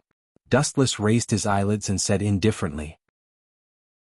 Hearing this, Candace immediately turned her spearhead and bombarded Dustless indiscriminately, her saliva flying all over the sky. Are you kidding me? You are not qualified to decide my fate. We are allies now and we don't even have this basic trust. Let's just go our separate ways. Glancing at Candace, Dustless replied, Besides, the winner of this boring competition will definitely be me. Also, I can have a little slave to play with. How great would that be? Dustless stared at Bambietta with an invasive gaze and laughed sinisterly. His wolf-like gaze could ignore the existence of clothes. It was very wretched. Whoosh whoosh whoosh. The spirit seed arrow immediately pierced through Dustless, but it was still useless and he recovered in the blink of an eye. Dustless glanced at the frustrated Bambietta with pity and said calmly, This kind of ordinary attack is useless. Only after Annihilator uses Perfect Holy Body, or activates Holy Word, can he attack my physical body. Until now, Dustless still couldn't figure out how Annihilator could elementalize. Grumble grumble. At this moment, Dustless's stomach started to grumble. He suddenly felt a little hungry and said, It's getting late. Let's start now and finish this as soon as possible. You can go back and eat. After saying that, Dustless's pupils changed. The demonic and mysterious Eternal Mangekyo Sharingan appeared. The Berserk Eye power made one's soul tremble. If one was stared at by that eye, one's soul would be lost. Grumble. The two girls looked at the mysterious and noble Eternal Mangekyo Sharingan in a daze. For some reason they suddenly felt a sense of insignificance, especially Bambietta. She suddenly felt a little regretful and felt that she had been tricked. Look into my eyes. This sentence attracted Bambietta's attention. She instinctively looked at Dustless's eyes. The moment their eyes met, Bambietta suddenly felt that the secret in her heart had been seen through. She instinctively wanted to close her eyes. However, it was too late. Tsukuyami. Two simple words came out of Bambietta's dry lips. Bambietta's bright eyes immediately dimmed as if someone had covered her face and robbed her of her ability to think. Plop. Under Candace's horrified gaze, Bambietta fell to the ground weakly. Candace's eyes locked onto Dustless. She was shocked to find that he didn't move at all. He didn't even blink. In his eyes, there was only an insignificant ripple like water. Then Bambietta was killed instantly. It was as simple as blowing air. Looking at the motionless Bambietta on the ground, Dustless stretched and sighed with emotion. From now on, there is one less beautiful girl in the world, and one more personal maid who is a slave or a servant. Chapter 1049. At this moment in the world of Tsukuyami, Bambietta, who had just arrived, was complaining incessantly. Dustless didn't torture her but just threw her into a dead world alone. There was no need to waste too much time. He could just wait for her spirit to collapse on its own. Just imagine how uncomfortable it would be to be thrown into a desolate world alone. In addition, Dustless also showed Bambietta the clip of Busby sneak attacking Candace. This way she should bow down to me. In the real world, Dustless strolled to Bambietta's side, looking at her pale and terrified smiling face, laughing secretly. His tone was like a prank. It's still too far away. Little Bambietta won't be defeated so easily. Candace shook her head and looked at Dustless in surprise. Especially the Eternal Mangekyo Sharingan that attracted her attention. She immediately said with some hunger, What kind of eye is that? I've never heard of Shinigami having such an ability, or is it the ability of your Zanpakuto? This is a dojutsu called Sharingan. In order to get it, I paid a lot. His eyes suddenly became a little melancholy. Dustless's tone had a rare touch of melancholy, as if he was immersed in memories. His soul began to wander, recalling the past. The memories of more than half a century of vicissitudes began to slowly rewind like a movie. Candace looked at Dustless in surprise, standing still. Everyone had a sad past, and no one was an exception. You despicable bastard, I will not let you go. The sudden scolding disturbed the peace. Dustless's confused eyes disappeared, and he returned to his usual calmness. He squatted down and looked at Bambietta, who was sweating profusely. My cute little maid, why are you so upset? I didn't torture you. Bambietta's pretty face fell when she heard this. Dustless indeed didn't torture her, but being thrown into a desolate world and living alone was worse than being killed. I have fulfilled my promise, now it's your turn? Dustless said seriously as he looked at Bambietta, whose face had turned green. Meh. Bambietta's entire face was filled with black lines. Her heart felt weak and she wanted to retreat. She had just said that she would be a slave or a servant, but it was just a casual remark. He didn't have the confidence to admit it. The consequences of little Bandy's violation of the agreement are very serious. Candace stood up and said in a threatening tone, although this guy looks decent, he's actually very lecherous. He and the captain of the 4th Division, Unohua Lai, who's also known as the First Sword 8 in the Empire, are involved. Also, he recruited 3 good-looking students. They actually know that Unohana Retsu is the First Sword 8. It seems like Wanless Empire knows a lot about Soul Society's internal affairs. Dustless frowned. Wanless Empire was much harder to deal with than Aizen Sosuke.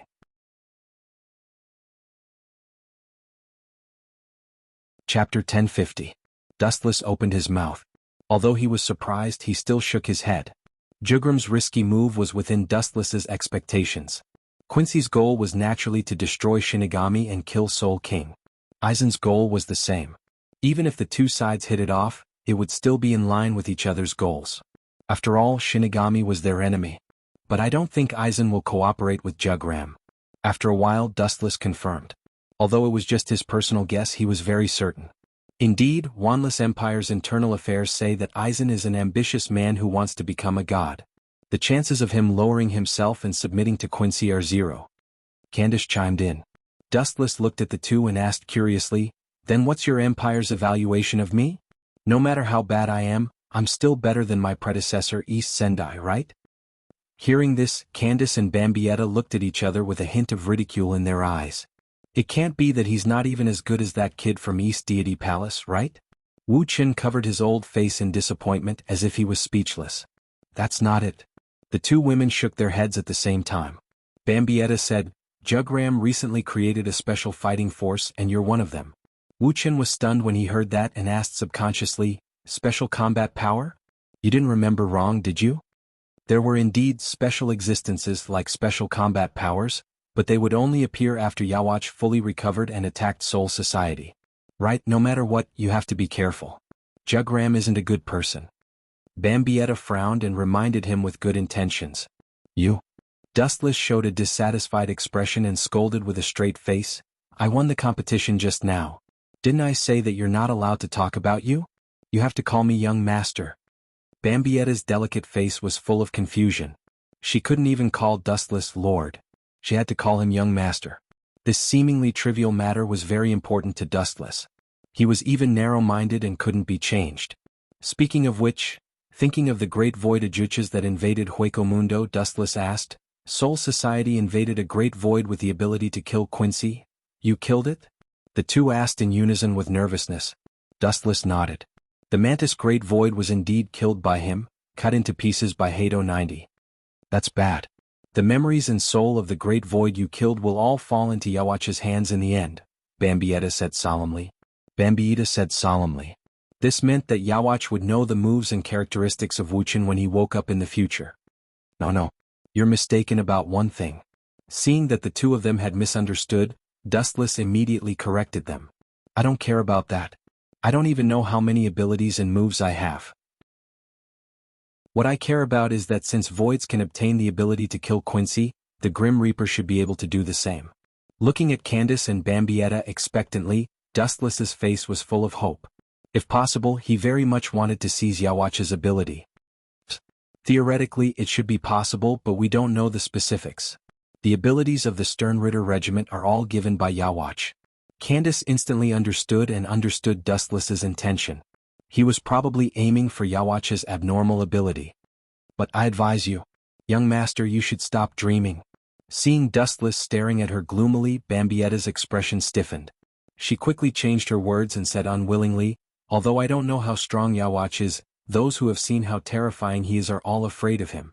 Bambietta said in a trembling voice. Her tone was also full of fear and dread because the name Yawach was to some extent a god. Forget it.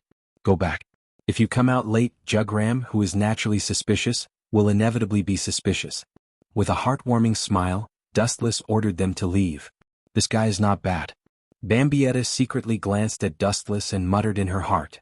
Although Dustless sometimes looked sloppy and had a cynical attitude toward everything, she could feel that Dustless was not a cold-blooded person like Jugram. Especially when she was quite close to Dustless just now, Bambietta felt that he was warm. At least he had body temperature. The night sky of Soul Society was full of stars, and the scenery was very charming. As night fell, Dustless walked alone to the 7th Division. He thought that when he returned to the division, he would be greeted with good wine and delicious food. Who would have thought that the entire captain's office was filled with the strong smell of alcohol, and the pungent smell made people retreat. A soldier's drunken, a general's drunken? The saying is true. Opening the door of the captain's office, Dustless stepped in. The first thing he saw was Hinamori, Rukia, and Matsumoto Ranjiku. They were all drunk and completely unconscious. Forget it. I'm in a good mood today. I'll let you go. Picking up the blanket on the sofa and covering them, Dustless turned around and left. Tiredness spread all over his body, and he had to find a suitable place to rest. However, God often likes to play tricks on people. Sometimes, the more tired you are and the more you want to sleep, the more troublesome it is. Chapter 1051. In the dark, a young man's silhouette could be clearly seen. He was thin and had silver hair. A cold wind blew, making his captain's Haori dance in the wind. The word 6 could be clearly seen. Captain Ikemaru Jin, why are you here so late at night? Dustless pretended to be surprised. In fact, he knew that Ikemaru Jin would come looking for Matsumoto Renanju because Matsumoto Jin's childhood sweetheart was Renanju. At this moment, Ikemaru Jin's expression wasn't as sly as before. But his mouth was still raised and his eyes were narrowed. His smile wasn't as playful as before. Instead, it was like a hunter sizing up his prey. But now, Ikemaru Jin was smiling coldly. Dustless took Matsumoto Renanju behind his back. It wasn't hard to guess what Ikemaru Jin was thinking. I also have nothing to do. During this period, I heard that Captain Wu Qin found a few talented female students, so I wanted to pay my respects to them in advance. Ikemaru Jin said calmly. There's a problem. Dustless raised his eyebrows. He immediately noticed Ikemaru Jin's strange behavior. Although he hadn't offended Aizen, both sides were secretly fighting each other. Sorry, Captain Ikemaru Jin might be disappointed. They are already asleep. Dustless directly refused. Dustless felt that Ikemaru Jin wasn't that simple. Since he pulled Matsumoto Renanju and the others into the 7th Division, he wouldn't let them be in danger. This cunning fox only had Matsumoto Renanju in his heart. He was cold to everyone else. It's just a meeting. Captain Dustless, you don't have to be so cold. Ikemaru Jin touched his chin and smiled. He was also very calm. Dustless clearly felt that the surroundings were extremely cold. The humidity was affected by Ikemaru Jin's murderous aura, and there were signs of it freezing. Cold and heartless? Dustless repeated Ikemaru Jin's words. He said coldly, Captain Ikemaru Jin, what do you think will happen if you put a sinister snake in a sheep pen? Of course, Ikemaru Jin didn't even think about it. He stared at the faint smile on Dustless's face and realized that Dustless was implying something. That sinister snake was obviously cursing him. I didn't expect Captain Dustless to be so good at talking. Ikemaru Jin's expression changed a little bit. Then he opened his eyes and looked at the 7th Division's captain's office. Then he turned around and left. So quick? That's impossible. How could he leave without seeing Matsumoto Renanju? Looking at Jin's back, Dustless pondered over his motive. So Matsumoto Jin. Of course, Matsumoto Renanju Matsumoto be Matsumoto be Matsumoto Matsumoto be Matsumoto Aizen Jin. Sharp isisicically looking at him. Staring. Was isisicic. Jin was sharp, Jin looking. Looking up, he saw a huge white light coming at him. Of course, there was also the sound of a fatal attack. Shoot him, Shinigami. The cold light flashed rapidly. Because it was too sharp, people didn't dare to open their eyes. It extended without limit and almost pierced through Wu Qin in the blink of an eye. That's all you got? Ikemaru Jin said to himself as he put away his Zanpakuto. Just like being melted by the divine spear, Dustless's entire person vanished without a trace. You're right, I heard that your Zanpakuto is very strong, but it seems that it's all you got. Thousands of fireflies swept across the pitch-black sky. In a flash, it was as bright as day. Gathering behind Ikemaru Jin, Dustless, who had a cold expression, mercilessly sent out a small foot covered in light. Light-speed kick. Kakaka. The wall 100 meters away cracked and Ikemaru Jin was stuck in it. However, this kind of normal attack couldn't do any damage to him. He was almost unharmed. No wonder Aizen let Jin stay by his side even though he knew that he was up to no good. I thought he was just a passerby. Now it seems that I was wrong. As soon as he said that, another powerful attack came. Since it was Ikemaru Jin who attacked first, Dustless didn't hold back. Bansho Tensei. He raised his hand and an endless gravitational force covered Ikemaru Jin's body. He started to float uncontrollably. You took the initiative to close the distance with me? Stupid. Do you know what ability my Zanpakuto has? Sensing the gravitational force covering his body, Ikemaru Jin's smile got bigger. He didn't resist. Instead, he rushed at him at an even faster speed. In the blink of an eye, the Zanpakuto fell from the sky. You're the stupid one, Captain Ikemaru Jin. Staring at the falling cold light without changing his expression, Wu Qin opened his hands, and a repulsive force that was diametrically opposite to gravity erupted. Shinra Tensei. Just as Dustless was about to be cut in half, the repulsive force came out of nowhere. Ikemaru Jin's smile froze and an unstoppable force forced him back. Caught off guard, Ikemaru Jin was sent flying again. I just stole your childhood friend. I just pulled Matsumoto Renanka into the 7th division.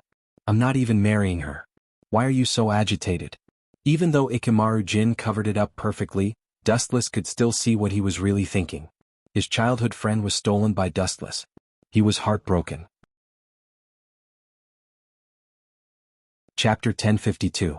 Dustless scolded Jin for being so narrow-minded. I just stole your childhood sweetheart. I didn't kill your parents. Why are you acting like you hate me so much? Leave if you know what's good for you. I can treat it as if nothing happened. There won't be anyone gossiping at the head captain's place. Wu Qin assured. Jin stood up, his eyes didn't waver. Obviously he didn't care about Dustless's words. This kid is willing to do anything for Matsumoto Ranjiku. I remember that he was lurking around Sosuke Aizen to avenge Matsumoto Ranjiku. Dustless said with a hint of admiration. Leave? I'm not the kind of person who knows what's good for him. Ikemaru Jin refused without hesitation as he raised his Zanpakuto. Wiping the blood from his mouth, Jin said, beating up a captain, it's not a small matter to the head captain. To the head captain? Captain Jin, don't you think you're ridiculous? The head captain doesn't have time to deal with this kind of trivial matter. Dustless couldn't help but despise him. When he was about to pounce on Jin, a black shadow blocked his way. His face was very gentle. He had a smile on his face, he was wearing glasses, he looked like a gentleman, and his body exuded a strong scholarly aura. The first impression he gave was that he was elegant, calm. Captain Aizen. What do you want? Dustless glanced at Sosuke Aizen and asked indifferently. In the Godai 13, Dustless hated him the most, and no one would be able to accept this person who was everywhere and thought himself to be the smartest. Two captains dueling at night, this is not in accordance with the rules of Soul Society. Sosuke Aizen touched his eyes and smiled gently. If Dustless didn't know about his dark history, he might have been fooled. Captain Aizen, you should say this to Captain Jin. Pointing at Ikemaru Silver who was holding a dagger in his hand, Wu Qin acted as if it was none of his business. Captain Dustless, you're treating me like an outsider. I just want to meet the members of the 7th division. Why do you have to stop me? Ikemaru Jin regained his sly smile. His smile was extremely annoying. Sorry, they don't want to see you. After that, Dustless entered the team house without turning around. As for Jin and Sosuke Aizen, he directly ignored them, treating them as air. Waxy Aizen Sosuke raised his head and gave Ikemaru Jin a cryptic look. Ikemaru Jin nodded and attacked. You don't know what's good for you, I don't want to take you seriously. Noticing the dark shadow behind him, Dustless's killing intent rose. An absurd idea suddenly popped up in his mind. He couldn't wait to go back and ravage Matsumoto Ranjiku in various ways. When did I become like this? Dustless shook his head and tried to wake himself up. He didn't know whether to laugh or cry. At the same time, Jin was closing in on Dustless. He was about to chop off Dustless's head. Clang clang clang. At the critical moment, Aizen rushed over and blocked the attack for Dustless and kicked Jin Ikamaru back. Captain Jin, we're colleagues, we can talk things out, there's no need to kill. Sosuke, Aizen said with a pained expression. Get out of my way if you don't want to get hurt or else. Jin said coldly. Impossible. Sosuke, Aizen said firmly. If you want to hurt Dustless, you'll have to step over my dead body. What are these two idiots doing? Wuchen, who was about to step into the 7th division, stopped and retracted his footsteps. He put his hands in his wide sleeves and looked at the scene in front of him with interest. Although I know Sosuke, Aizen and Jin are doing this on purpose, what's their goal? Dustless sat down casually. He didn't feel sleepy at all. He looked at the strange battle in front of him. Aizen was probably the one who arranged this. Clang clang clang. Without waiting for Dustless to come up with an explanation, Ikamaru, Jin and Aizen Sosuke broke out in a fierce battle. Their Zanpakuto collided with each other. Boom boom boom. In the dark night sky, the deafening collision of the Zanpakuto continued, and the sparks from the friction of the Zanpakuto didn't stop. Ikamaru, Jin and Aizen Sosuke were sweating profusely. Puchi. After a few breaths, the temporary victor was decided. A bloody wound was left on Aizen Musuke's body, but Jin easily sent him flying with a kick. He was pushed back 100 meters. Captain Jin, you're very strong. It seems that I can't defeat you without using my Zanpakuto. Sosuke, Aizen raised his Zanpakuto. No wonder Jin provoked me and Aizen took the opportunity to stop the fight. It turned out to be for this. I thought you two had prepared some kind of script, but it turned out to be so ugly and vulgar. Dustless looked at Aizen with disdain. I guess you want to find a suitable opportunity to let me see Aizen use Kyoka Suigetsu. Unfortunately, you're doomed to fail. Knowing Aizen Sosuke's intention, Dustless did as he wished. His two dark eyes locked onto Kyoka Suigetsu and observed the slender Zanpakuto's blade. Dustless can't wait to be hit by Kyoka Suigetsu. Anyway, it doesn't hurt him. He only needs to use armament haki when fighting, and Aizen can also reduce the attention on him. He can even use Kyoka Suigetsu when Aizen is confident. Chapter 1053. Dustless stared at Aizen, or rather, his Zanpakuto. In Soul Society, the person that Aizen was most worried about was undoubtedly Dustless. Strength was one thing, but the bigger reason was that Dustless hadn't seen the release of Kyoka Suigetsu. On a whim, Aizen teamed up with Ikamaru Jin to test this conspiracy. Idiot, I'll say goodbye from now on. Seeing Dustless staring at his Zanpakuto curiously, Aizen smiled. Although the captains of Soul Society were all colleagues, in a sense they were also competitors. Everyone wanted to know each other's Zanpakuto and their abilities. Idiot, do you think your Kyoka Suigetsu ability is invincible? He's as innocent as a kid. On the surface he looked like a curious baby, but in his heart Wu Chen sneered. In this world, the only thing that could make Dustless wary was Yawacha's heaven-defying ability. Although the catoptric deflection was powerful and heaven-defying enough, it had little effect on Dustless. It didn't even have any effect as long as he closed his eyes and used Kenbunshiku Haki. In this world, only absolute strength could be relied on. After a while, Sosuke Aizen released his Zanpakuto and Jin Ikamaru stopped fighting and left without saying a word, not even bothering to explain. Perhaps in Sosuke Aizen's eyes, anyone who saw Kyoka Suigetsu's Shurikai was no longer qualified to be his opponent. They were nothing more than pawns. Captain Aizen, Urahara Kisuke's half-Hogyoku, shouldn't we take the opportunity to snatch it?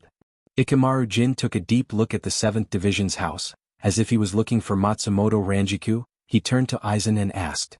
There's no need to draw legs on a snake, he's already immersed in Kyoka Suigetsu, and don't you think it's a good thing that Hogyoku is in his hands?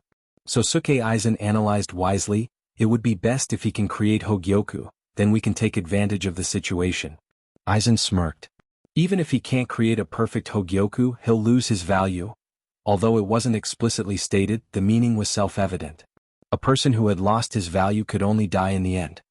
But he's very strong, unimaginably strong. According to the news from Hueco Mundo, Even Vasto Lord couldn't withstand a single blow from him. Ikemaru Jin reminded. He had heard of Dustless sweeping through Hueco Mundo. At that time Squad Zero had also been tricked by Dustless. There's no doubt that the man is very strong. If it's a one-on-one fight, I'm not his opponent. I'm afraid the only one in Soul Society who can suppress him is the head captain. Aizen didn't want to give up, but at the same time he admired Dustless. Dustless had only been a Shinigami for a year, but he had achieved more than he had in hundreds of years. But have you forgotten that the biggest advantage of my mirror's image is not to confuse the enemy? Aizen said proudly and confidently.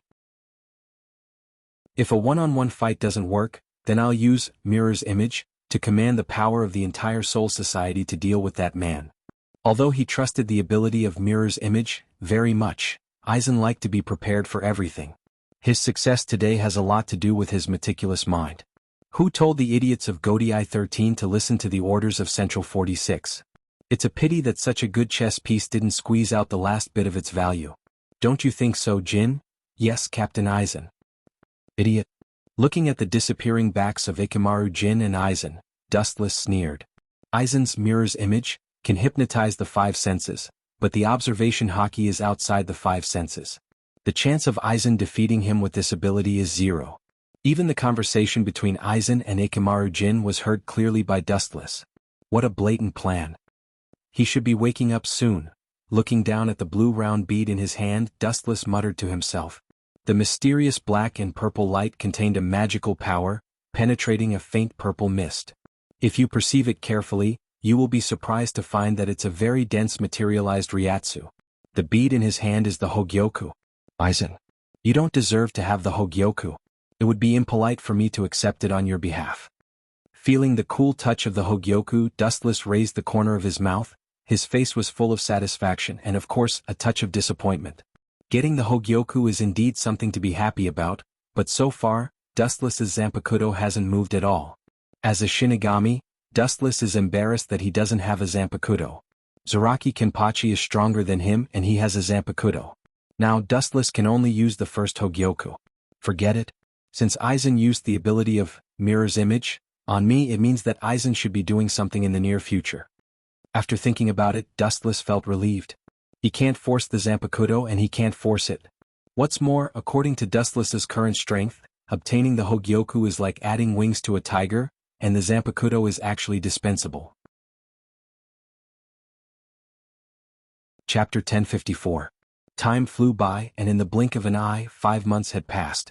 Perhaps because of the different concept of time of death, these 5 months, Dustless only felt like a snap of the fingers, slipped away without any consciousness. During this period, the Hogyoku also completely awakened. Why don't I feel anything? Dustless was puzzled. Looking at the smooth chest in the center, there was obviously a mysterious blue bead inlaid. A day ago, Dustless had implanted the Hogyoku into his body.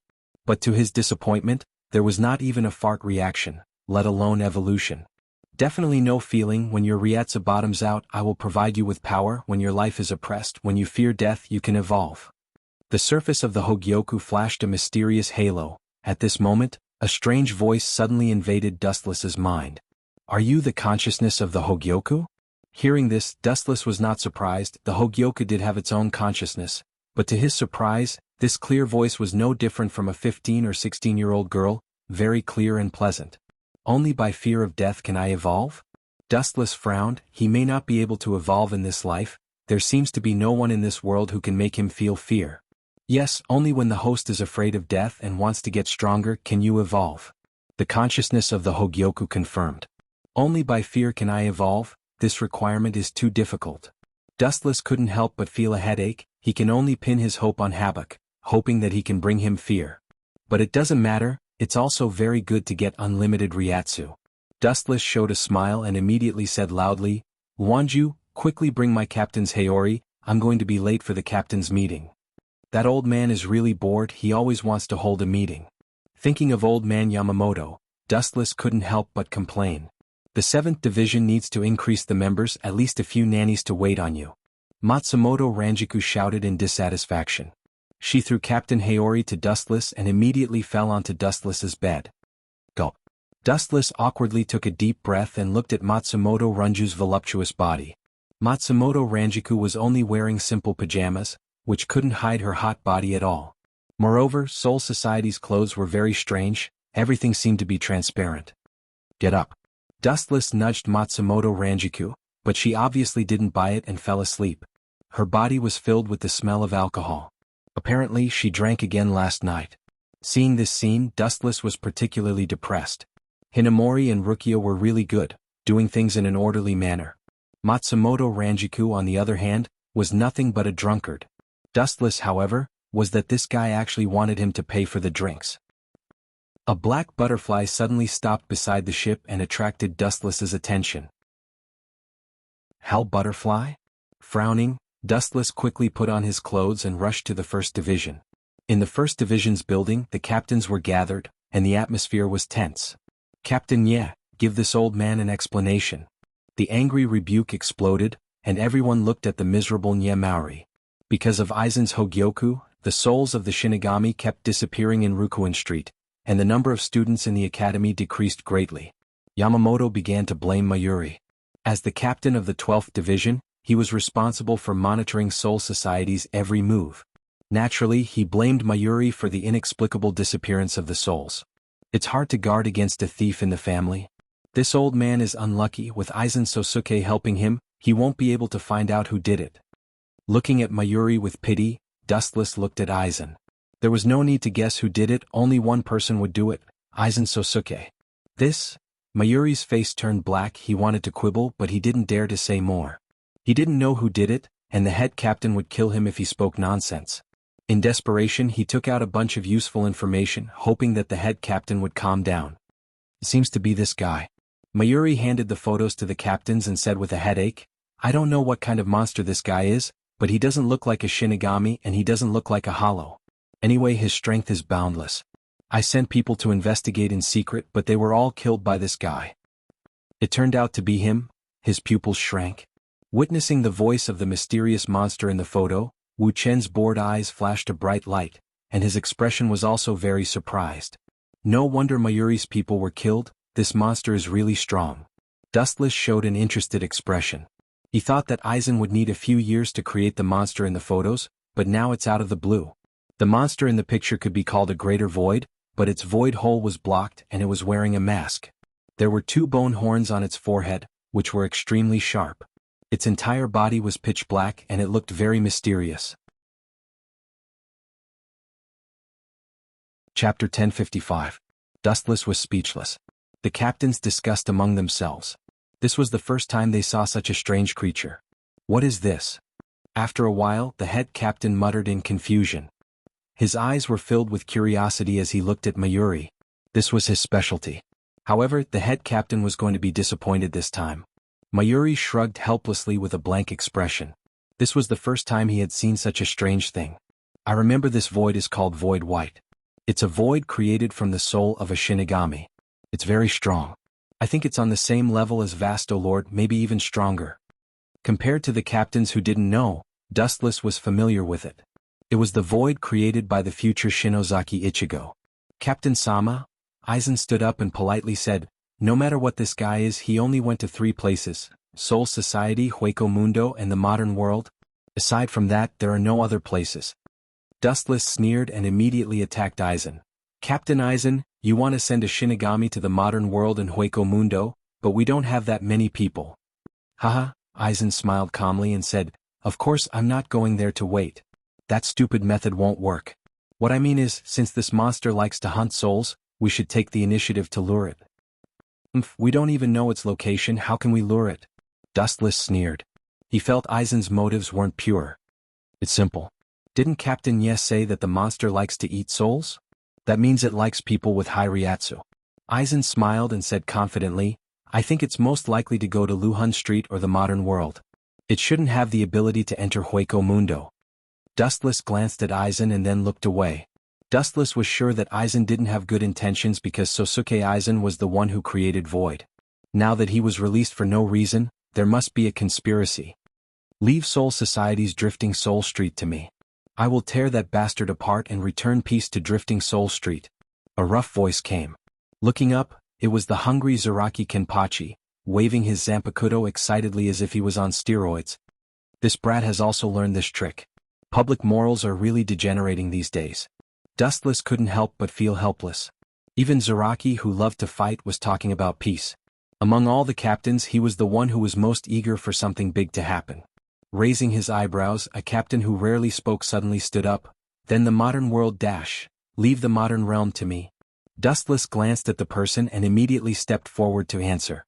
Everyone's eyes focused on Dustless and immediately looked at the captain who just spoke.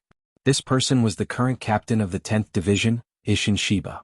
Dustless recognized this person. He was the father of the future Shinozaki Ichigo.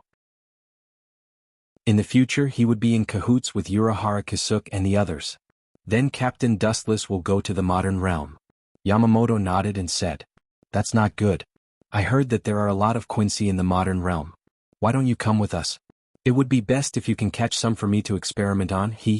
Mayuri laughed sinisterly as he waved his slender fingernails that were comparable to blades. "Quincy?" Yamamoto's cloudy eyes emitted a chill and immediately said coldly, "Although the chance of being attacked by Quincy is 0, it's good to go to the modern realm together. At least we can take care of each other." Dustless heard this and stared at Yamamoto. Maybe other people thought that Quincy was finished, but the captain knew very well. Quincy wasn't completely finished. 1,000 years ago he didn't kill Yawatch, he only sealed it. But why is Sosuke Aizen so confident? Isn't he afraid that I will kill Void White? Dustless frowned deeply. He was sure that Aizen spent a lot of money to create Void White. He was a greater Void White that was comparable to Vasto Lord. He was the accumulation of countless souls. It would be a loss if he was killed. After all, he spent a lot of effort to create Void White. And that Isshin Shiba? His eyes turned and fell on the usually low-key Isshin Shiba. In Dustless's impression, the number of times he spoke could be counted on one hand. But now he chose to take the initiative to attack. It was the opposite of his usual low-key self. "Forget it, let's talk about it in the modern realm." Dustless didn't bother with the things he didn't understand. He just needed to deal with them as they came. There was no need to do anything superfluous. In front of absolute strength, all schemes and tricks were useless. This was the basis of Dustless's confidence. Aizen's schemes wouldn't have any substantial effect. They would only humiliate themselves and become a joke. Even Isshin Shiba was the same. If he had any ulterior motives, he could just kill him as soon as possible. After all, they were in the modern realm. He could push the blame to Hueco Mundo. After about half an hour, the captain's meeting ended. Tomorrow, Dustless and Isshin Shiba would leave Soul Society and go to the modern realm.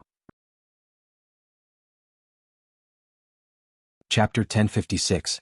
In the sky above Kangzucho, the void was distorted. Two figures floated in the air, looking down at the crowded city below. Although I'm not used to it, I've been in Soul Society all year round. Changing to the modern world all of a sudden, it's quite exquisite. Shiba Isshin looked at the metropolis on the ground and said with emotion. He looked at the cars driving below and looked at them curiously. Soul Society has never had such a thing. "Captain Isshin, is this your first time in the modern world?" Looking at the childlike Isshin, Dustless asked. Isshin nodded and immediately suggested, "Kangzucho is quite big, why don't we split up to find that guy, it's faster." Dustless nodded and agreed, "Then I'll go to the east.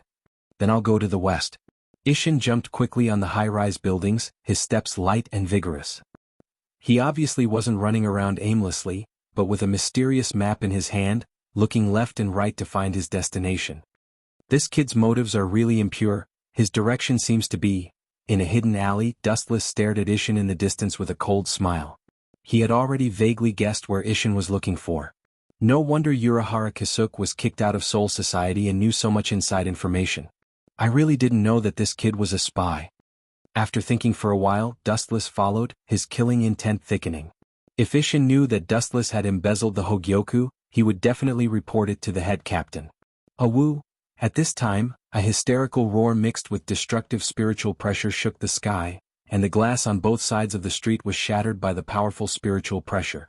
This spiritual pressure is not right. The footsteps suddenly sounded. Dustless frowned, keenly aware of the different spiritual pressure between Shinigami and Hollow. Whoosh whoosh whoosh. A black shadow cut through the sky, surrounded by flames. It was Isshin. "Let's go and see what you can do." With a thought, Dustless followed. In short, he planned to destroy Isshin or at least banish him forever. Just like Urahara Kisuke. Void White doesn't seem to be an opponent of Isshin Shiba. Suddenly remembering Void White's strength, Dustless couldn't help but worry. Although Void's strength was comparable to Vasto Lord, he was still killed by Isshin in the end. This time, I'll reluctantly help Aizen Sosuke and use Haku's hand to kill Isshin. In the alley, staring at the figure in front of him, Dustless's chakra began to surge as he focused on Isshin Shiba. Tao Breaker 90, Black Coffin. Several black shadowless blades came from all directions and almost instantly approached Isshin Shiba, who didn't know what was going on. Isshin was shocked when he saw this. Sensing the sharp auras coming from all directions, he shouted without thinking. Binding Tao number 73, Mountain Toppling Crystal. A transparent triangular defensive formation instantly appeared and protected Isshin. Even though he managed to counterattack immediately, the Tao Breaker 90's attack was still difficult to block. After a brief stalemate, the Black Coffin's attack tore through his defenses. Puchi, Puchi, Puchi. Shiba Isshin's body was instantly torn open, and blood was dripping from his wounds. It was such a shocking wound that people couldn't bear to look at it. Who did this? Come out for me. Enduring the unprecedented pain, Isshin unleashed his violent Ryatsu, destroying all the buildings within a radius of 100 meters, turning it into a plain visible at a glance. Even with such a heavy injury, he's still alive and kicking. His strength is probably beyond the captain level. But if you encounter Void White, you should be dead for sure. Dustless, who had already escaped, chuckled and used the Tensigan's power to clearly capture Isshin's roar, and his Ryatsu also began to rampage. Isshin's reckless release of Ryatsu will only attract Void White's attention. That's a student? When Dustless was about to watch a good show, an unexpected figure appeared in front of him. The newcomer was obviously a girl, with golden curly hair that fell to her waist like a waterfall. Her facial features were exquisite, as if they were the work of the gods. Her skin was as delicate as snow in winter. Her watery eyes were very lively, and there were obvious sweat stains on her face. What caught Dustless's attention the most was that she was holding a crystal bow in her hand. It's actually a Quincy? And what's with that face? Feels like déjà vu. Strange. Dustless scratched his head. He only knew two female Quincy, one was Bambiita and the other was Candace, but he obviously didn't know this beautiful Quincy, but he had a vague impression of her in his mind. Could it be her? After a while, a name that matched the identity of the girl Quincy appeared in his mind: Shinozaki Makoto. Shinozaki Makoto has the strength to fight against the captain, and she will definitely disrupt my plan if she helps Isshin. After pondering for a moment, Dustless rushed over again. Of course it was not to help Isshin. If Void White can't kill Isshin, then Dustless will do it himself.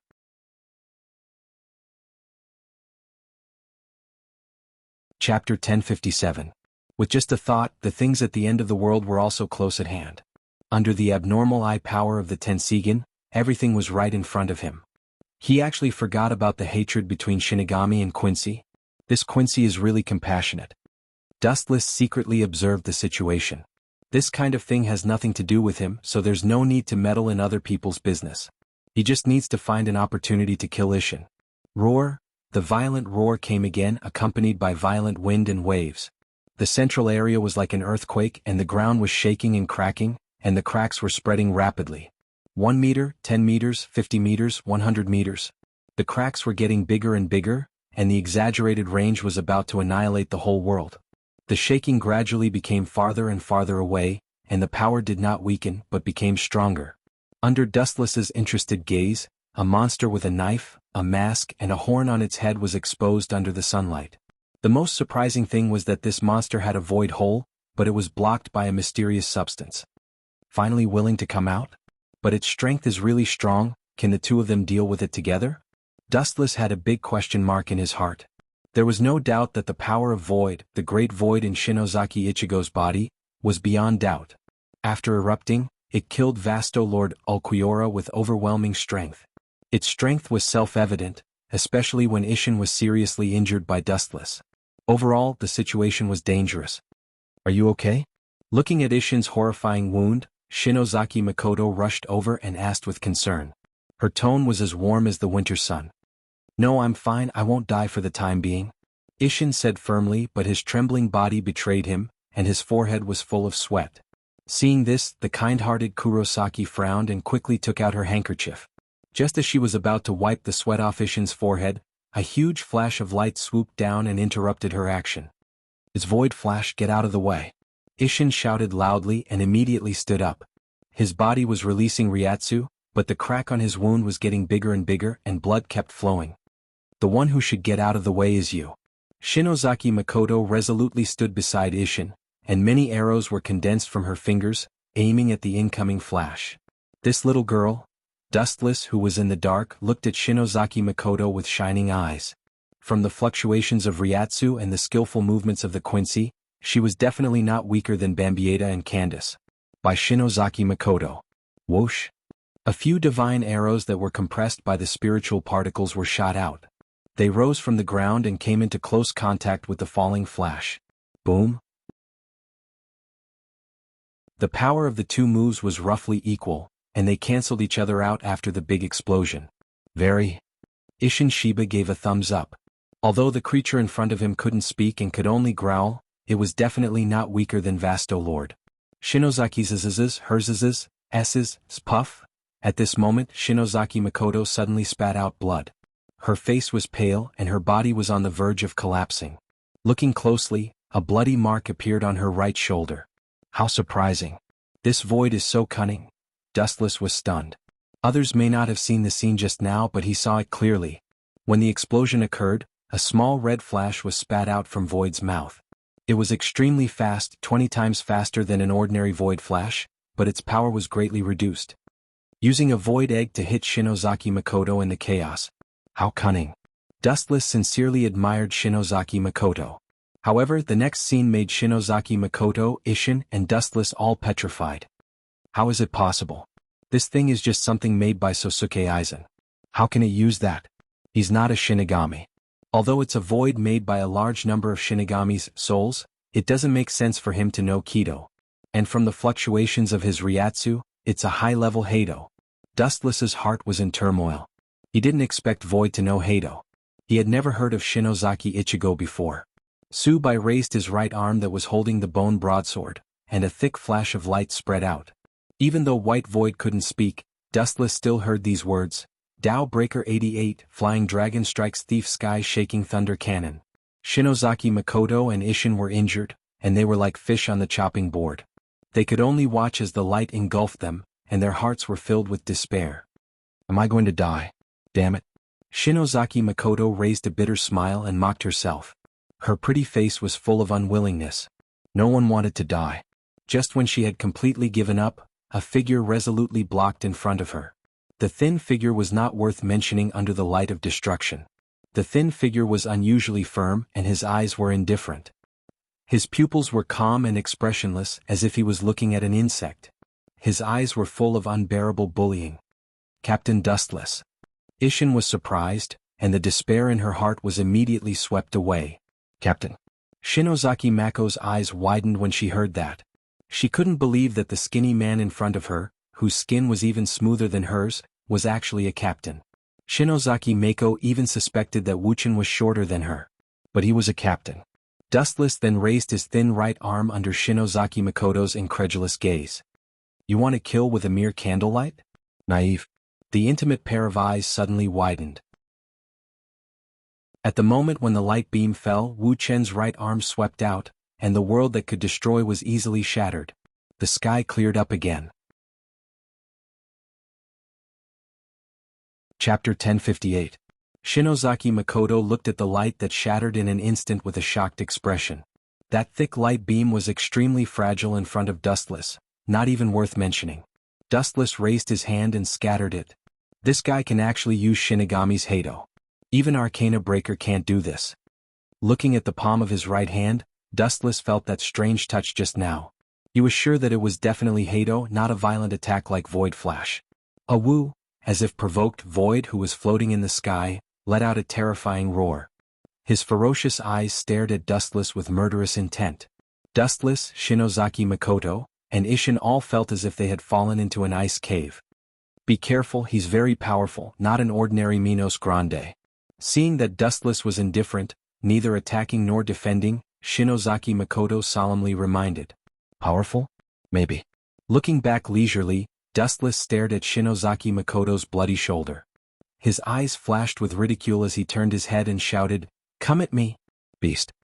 Hearing this, Shinozaki Makoto's expression changed greatly.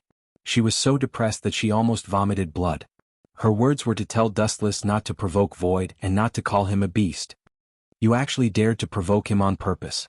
He's a conscious Minos Grande, not an ordinary one, Shinozaki Makoto said cautiously. She was sweating profusely and was very nervous. What are you afraid of? Looking at Shinozaki Makoto's eyes, Dustless said faintly, "Do you think you can live if you don't provoke him? You're too naive, woman. You don't understand Void. It's impossible to be set free.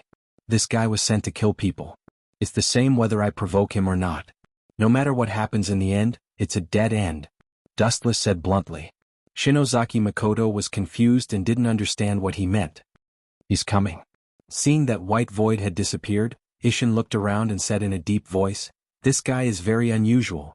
He is very strong and his Ryatsu is also very strong. Especially his speed. Bang bang bang." Ishin Shiba's voice hasn't fallen yet. He saw Wu Qin casually kick out, and a body suddenly flew out. Ka. White Void was sent flying by Dustless's kick. The powerful force caused him to smash through several buildings, and he fell into the ruins in a sorry state. It was unknown whether he was dead or alive. How is that possible? So fast? Shinozaki Makoto exclaimed in shock. She didn't even see the entire process clearly. She only saw Wu Qin casually kick White Void, causing him to suffer a heavy blow. His body was sent flying 100 meters away. They even took away a few buildings. "Death God, let go of Zhenho or I'll kill your companion as well." A cold warning sounded out from the left as a silhouette walked out from the darkness. That person wore spectacles with killing intent in his eyes as he looked at the injured Kurosaki with a sinister expression. Ishida Ryuzo? Ripples appeared in Dustless's calm eyes as he recognized the person in an instant. He was Ishida Yulong's father. "All right. No wonder you came out to look for Kurosaki Makoto. She is now the daughter-in-law of the Ishida family." Dustless's eyes gradually regained their clarity. He glanced at Ishida Ryuzo and ignored him. He had nothing good to say to this cold guy. This guy, how dare he ignore me, damn it. Ishida Ryushin's face was filled with murderous intent. He flicked his wrist and formed a shining longbow. The arrow that was surrounded by cold air was aimed at Wu Qin. "Xiaolong, you misunderstood. Without his help, I would have been dead," Kurosaki Makoto explained to Ishida Ryuzo. At the same time, she lifted her finger and pointed at the ruins in front of them. She said in a serious tone, "I sensed an unusual greater void and rushed over. But I didn't expect to be ambushed by him." Kurosaki Makoto smiled bitterly. Her tone was filled with unwillingness. "If it wasn't for him, I would have stepped into heaven." Ishida Ryuzo did not listen to her. He continued to aim at Dustless and said, "The Grim Reapers are all cunning. Don't be fooled by them." Also, after sorting out his thoughts, Ishida Ryuzo continued, "The Grim Reapers are all? You have been talking for a long time. I have always wanted to ask you a question." Without waiting for Ishida Ryuzo to finish his sentence, Dustless cut him off and said coldly, "Your existence is unnecessary. There is no stage for you here. Leave now. I don't want to see your face." Dustless glanced at Ishida Ryuzo and said calmly, "Don't force my hand." Swoosh swoosh swoosh. A sharp sound pierced through the air. Ishida Ryuzo raised his head and shot out all the photon arrows in his hand. The number of photon arrows was dense and vicious. In an instant, Dustless was destroyed. Hundreds of holes appeared on his body. It was a tragic sight. Your strength is average, but your mouth is quite good at bragging." Seeing this, Ishida Ryuzo snorted in disdain. He then took a step forward. However, before his foot could touch the ground, a bolt of lightning descended from the sky and suppressed Ishida Ryuzo. Boom boom boom. The ground shook and a circular crater appeared. Flashes of light gathered and condensed into Dustless's body. His indifferent eyes looked down at Ishida Ryuzo. Dustless's right foot stepped on his face mercilessly. "I said before that I don't like to see your face. Since you don't know what's good for you, I can only melt this disgusting face." As soon as his voice fell, a large golden light swept out from Dustless's feet. The temperature was so high that even steel could be easily melted.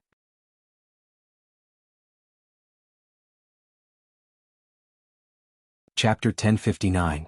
Ishida Ryuzo was shocked. He felt the aura of death that he had never felt before. The high-density light did not even touch him, but he felt like he was going to melt like water.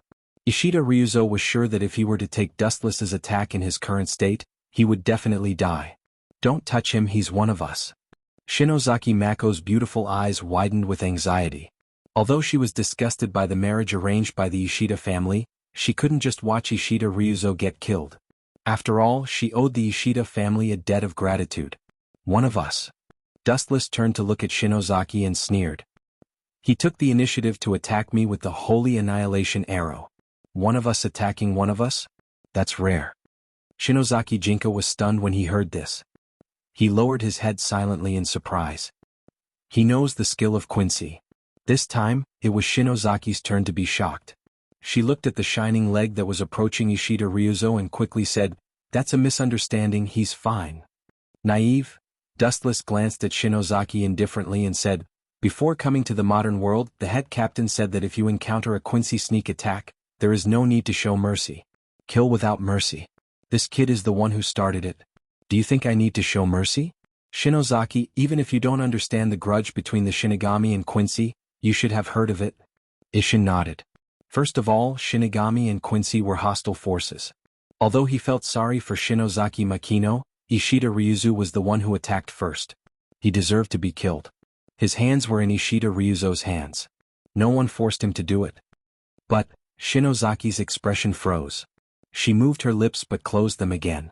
She looked very helpless. "You're going to suffer if you're so kind." Dustless's voice was unusually light. In short, there was more vitality in it. He said, "Besides, do you think this arrogant kid will appreciate it?" The answer is no. Not only will he not, but he will also feel humiliated. For a man to be protected by a woman, this may be worse than killing him. Dustless's words were as sharp as a knife, piercing Ishida Ryuzo's self-esteem. His face, which could be considered handsome, suddenly became extremely distorted. "I hate people like you the most. Others saved you but you don't appreciate it. You even put on an expression of, 'I'm very capable and don't need you to meddle in other people's business.' Actually, you're just a piece of trash." With a cold expression, Dustless's right leg landed on Ishida Ryuzo's face. Boom boom boom. A violent explosion resounded through the sky, and a wave of destructive force spread out. Steel was melted, buildings were erased, and even the invisible air was burned to the point of boiling. The temperature had increased by dozens of times. "I underestimated you. I almost forgot, you are also a Quincy." The ground that Dustless and Ishida Ryukshin were standing on had been charred black, but Ishida Ryukshin had managed to escape the calamity. "It's you who underestimated me. I'm a pure-blooded Quincy, don't underestimate me." In the smoke, Ishida Ryuzo's arrogant voice could be heard. Following that, he was covered in all sorts of unruly patterns, and his skin had become as hard as a meteorite. Blood tranquilizer? Luckily he's fine. Seeing this, Shinozaki Makoto heaved a sigh of relief. The rock that was hanging in front of his chest had also landed safely. Staring at Ishida Ryuzo's face, Shinozaki Makoto earnestly advised, "Little Long, you should leave this place first. There's no need for you to get involved in this mess. You are the only child of the Ishida family." The smoke dispersed, revealing Ishida Ryuzo's face. Shinozaki Makoto was dumbfounded and could not help but laugh out loud. "This guy. I'm dying of laughter." Ishida Shiba also looked at Ishida Ryuzo's disfigured face, and laughed until he rolled on the ground. "You bastard, I'll tear you into pieces and burn your bones to ashes." Seeing this, Ishida Ryuzo was stunned. He then used Raisher to condense a mirror and looked at his face. His entire body turned red. "There's no need to be so angry, right? At least I spared your life." Dustless shrugged helplessly. His eyes were filled with resentment, as if he was saying that Ishida Ryuzo should be thanking him. Looking closely, Ishida Ryuzo's handsome face was disfigured, and there was a huge footprint on it. It was like a branding iron, forever imprinted on Ishida Ryuzo's face. "You should be thanking me. If you walk on the streets like this, I guarantee that you'll turn heads 100%. Dustless teased. His tone was filled with schadenfreude. He hated people like Ishida Ryuzo the most. Others were kind enough to save you, but you didn't appreciate it and insisted on keeping up appearances. If that was the case, then you should live a pitiful life. You bastard, you must have done it on purpose." Ishida Ryuzo glared at him and his lungs were about to explode. A huge footprint almost covered his entire face. How was he going to face others in the future? "You're right, I did it on purpose. But so what? Dustless said uninterestedly and yawned. With a sleepy expression, it was obvious that he did not put Ishida Ryuzo in his eyes. Aren't you the father of the second male lead? I'm going to hit you. If you're not happy, come and bite me.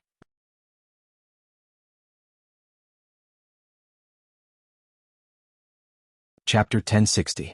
Ishida Ryukshin's entire body trembled and his face turned ashen. Killing someone was just a matter of nodding his head to the ground. What Wuxia did was far worse than cutting him into 1,000 pieces. As a pure-blooded Quincy, Ishida Ryukshin thought highly of himself. Of course, it was undeniable that he had the capital to be superior. In this world, Quincy were very rare and pure-blooded ones were even rarer.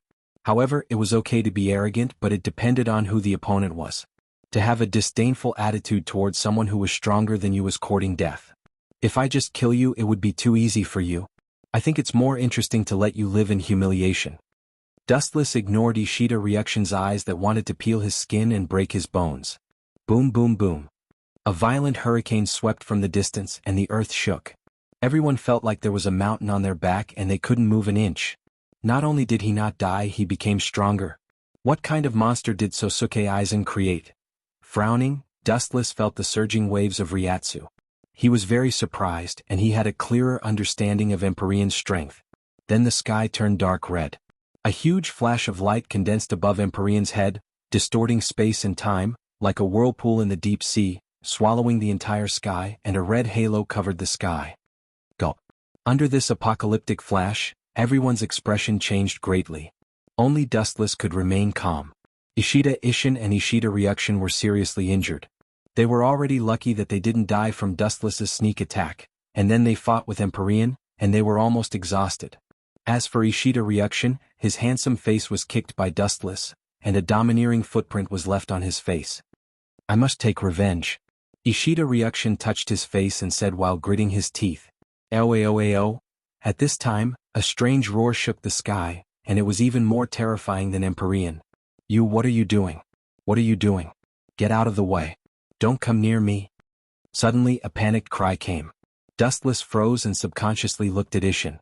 Shiba Isshin's mouth emitted a milky white spiritual pressure that covered his face like a mask.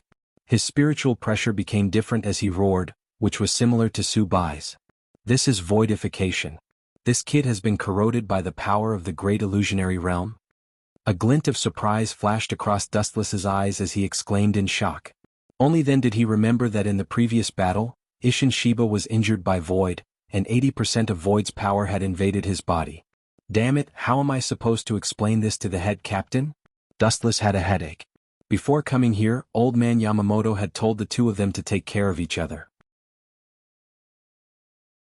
Now that Isshin Shiba was inexplicably eroded by the power of the greater void, it was inevitable that he would be scolded. Get out of my way. Shinozaki Makino screamed in fear. Shiba Isshin was approaching her with saliva dripping from the corner of his mouth. You bastard, get away from Jinin. Flying scythe kick. Ishida Ryukshin roared and channeled all the spiritual particles in his body towards Shiba Isshin. Shiba Isshin, who was completely consumed by the great illusionary realm, had an arrogant smile on his face as he opened his mouth and shot out a fiery red light. Boom boom boom. The destructive light easily blew away Ishida Ryukshin like a kite with a broken string. Bang bang bang. A few hundred meters away, Ishida Ryukshin was lying on the ground with his body charred. He was gasping for breath and his heartbeat and breathing were very weak. It looked like he was about to stop. Monsters are gathering. Seeing this, Dustless sighed. Then he turned into a photon and rushed towards Isshin at the speed of light. Get out of my way. Shinozaki Makino looked at Isshin in fear. Her soul was trembling as she was forced to a corner. Isshin was also approaching her with his teeth bared. Isshin was covered in milky white spiritual pressure. Under Shinozaki Makino's desperate gaze, he raised his sharp nails and stabbed towards her. If you're dematerialized, even if you're my colleague, I can't let you go. I'm sorry, Captain Isshin. Shinozaki Makino's hopeless eyes were filled with hope. Dustless stood in front of her with a sinister smile, and a thick beam of light condensed on his fingers. Laser. The flash of light poured out and hit Isshin Shiba without any accident. Boom boom boom. The moment the light touched Isshin, it exploded. The scorching heat engulfed him, and the milky white spiritual pressure on his skin was melted. God is kind to me. Why should I save you? I can use this opportunity to kill you. You bastard, you're a traitor. You flirted with Urahara Kisuk and Sifin Quartz Yi. This is retribution. Dustless laughed. Since Ishin was already dematerialized, killing him would be an official matter. The head captain would not say anything. He could also use this opportunity to reap the rewards. Killing two birds with one stone.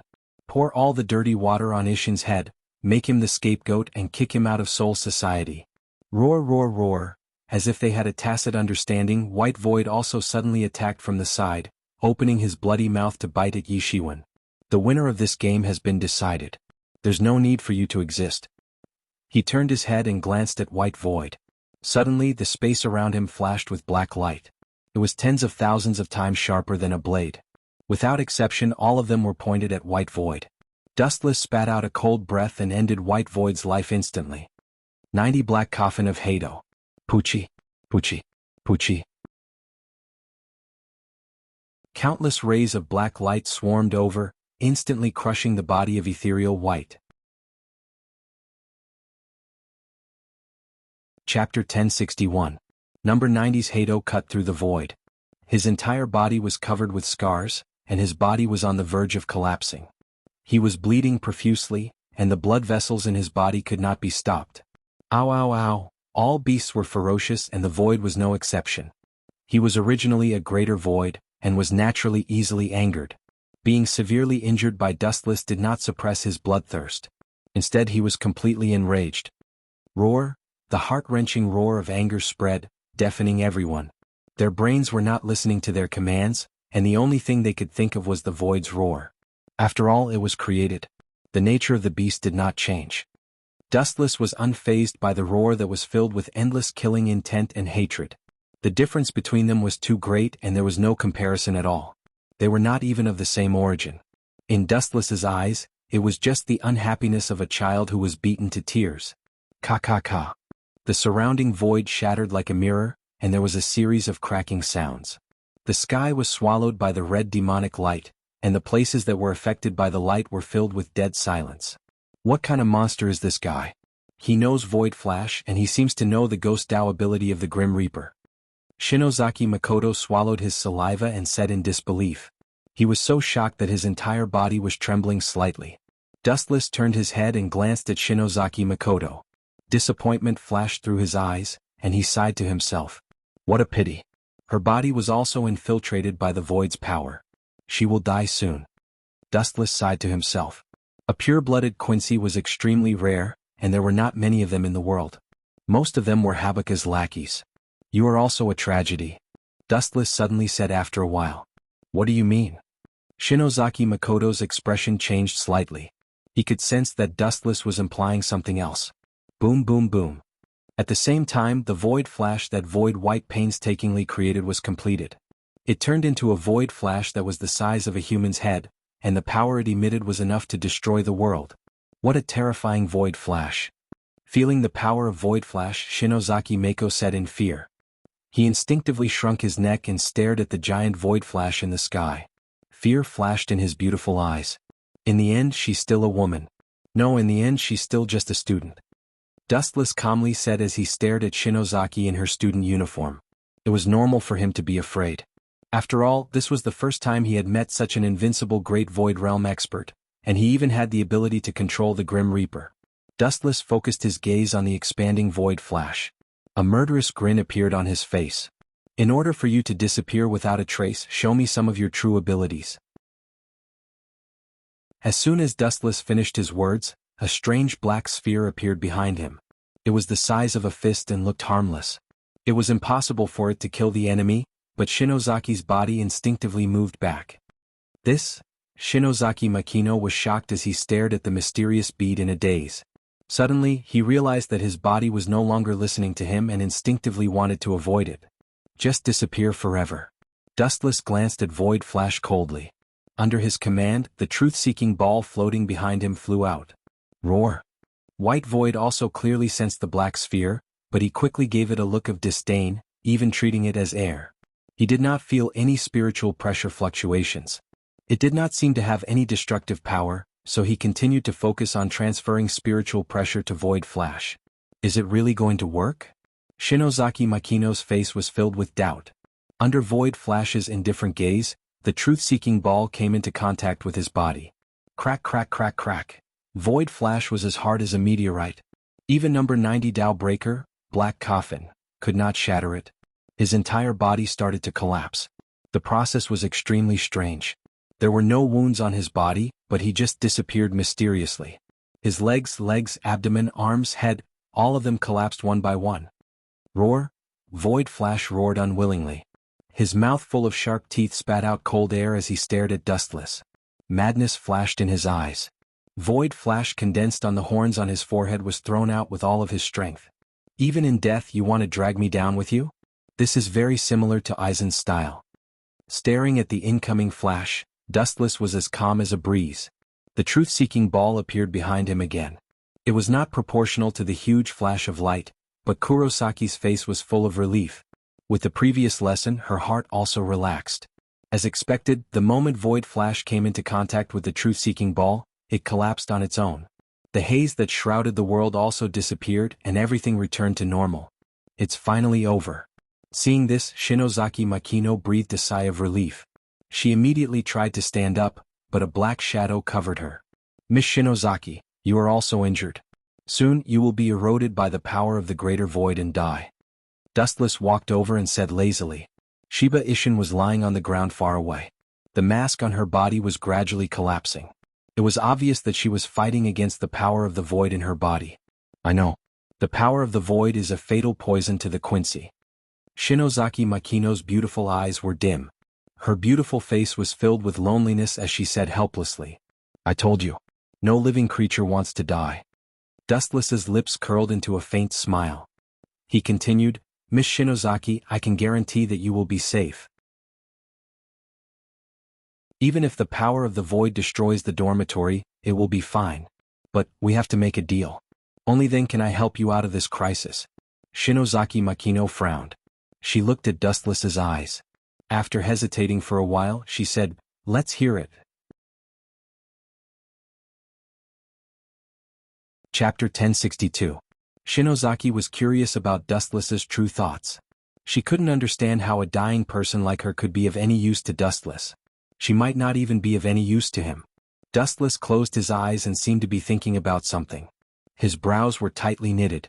Am I of any value to you? Shinozaki asked curiously as she stared at Dustless's thoughtful face. She was just a dying person. She didn't think that she was of any value to be used or valued. Of course. Dustless grinned and revealed a mysterious smile. Even the most insignificant chess piece can explode with the most destructive power if used properly. Not to mention you're very important. Shinozaki's face was blank. She didn't think that she was of much use. She was just a dying person.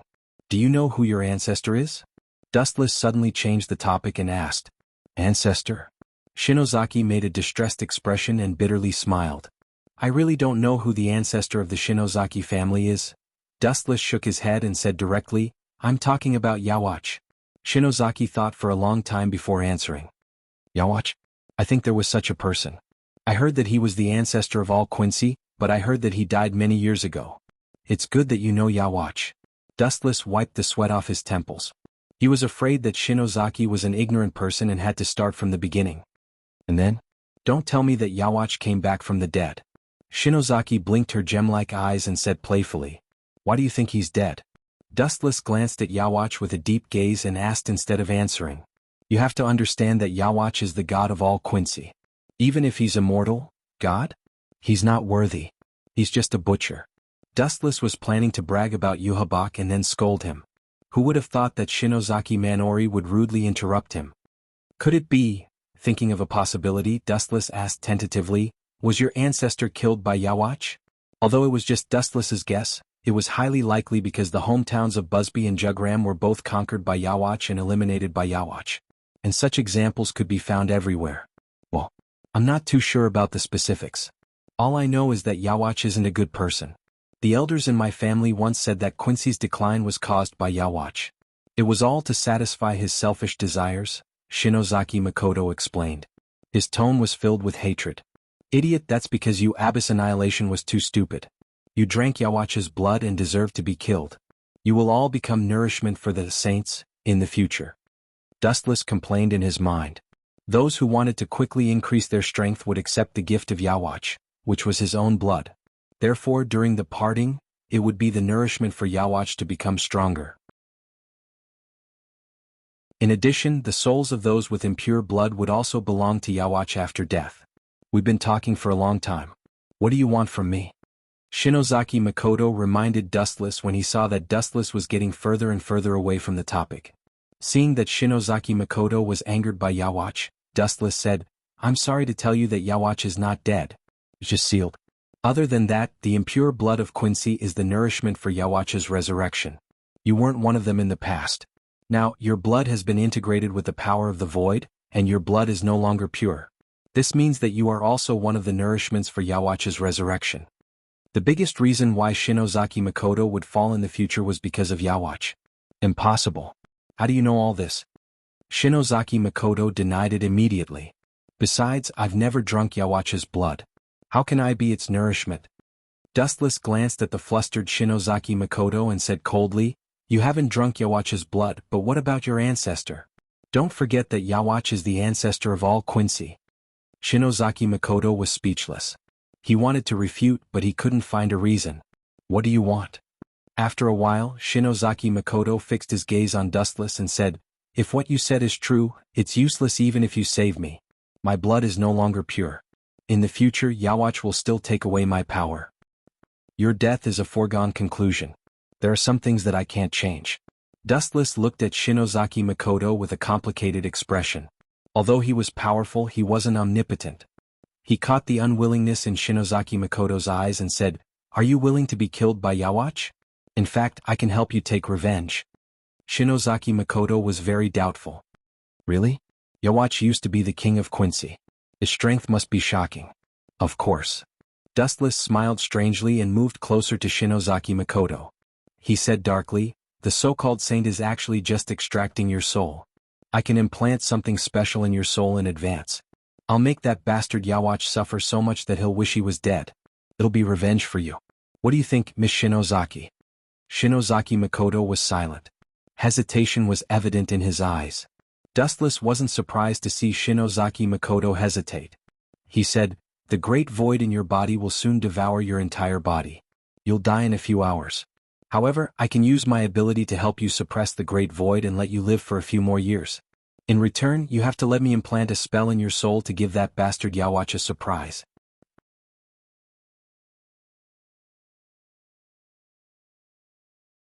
Chapter 1063. Shingo Kurosaki was instantly speechless. He didn't know what to say, but he felt that it was awesome.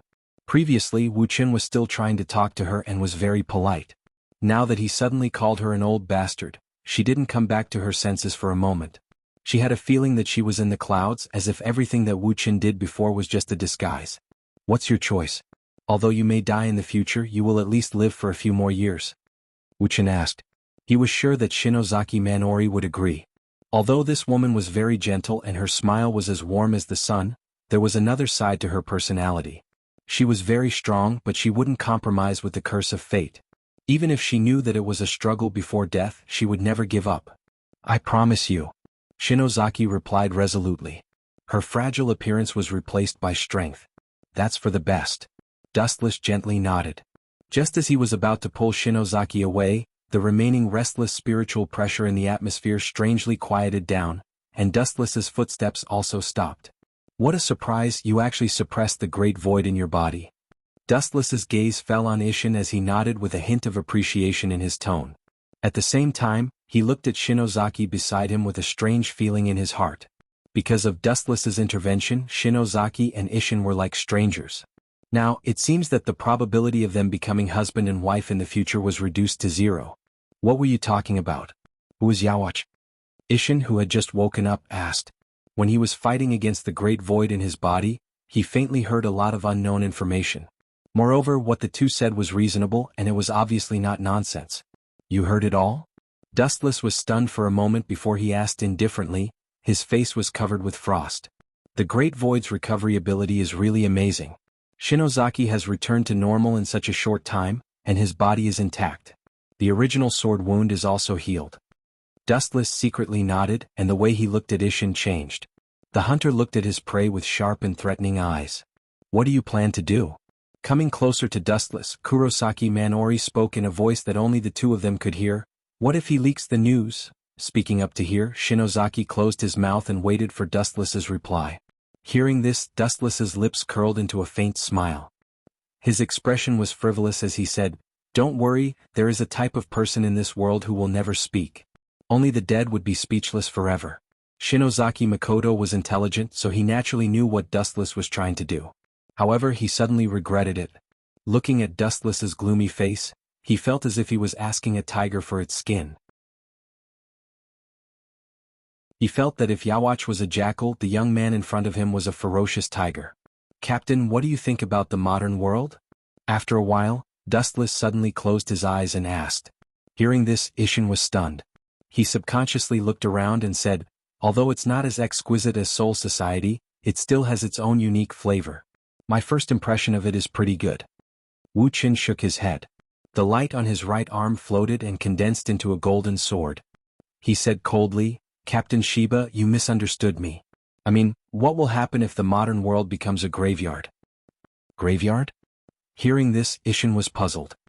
He looked at Dustless and saw that his face was dark and murderous. In a trance, Ishin saw an unprecedented beast. It opened its bloody mouth and bared its fangs at him. "Captain Dustless, what do you mean?" Ishin, who felt that something was wrong, was secretly on guard. Looking at Dustless, who was emitting murderous aura, his right hand was already holding the hilt of his Zanpakuto. "No wonder you were plotted against by Aizen Sosuke, your brain is really slow." "Captain, I said this. I mean to destroy you because you heard something you shouldn't have heard," Dustless said casually. Ishin's expression changed and he immediately took the fiercest reaction. Bakuto number 61 Rokuto Light Prison. 6 huge golden light ribbons attacked from all directions, subduing the sloppy Dustless in an instant. Not only Wuchin, but Shinozaki Mako who was beside him also received the same treatment. He was restrained by 6 huge light ribbons and was unable to move. "Capture you and send you to Soul Society for the head captain to deal with," Ishin said sternly.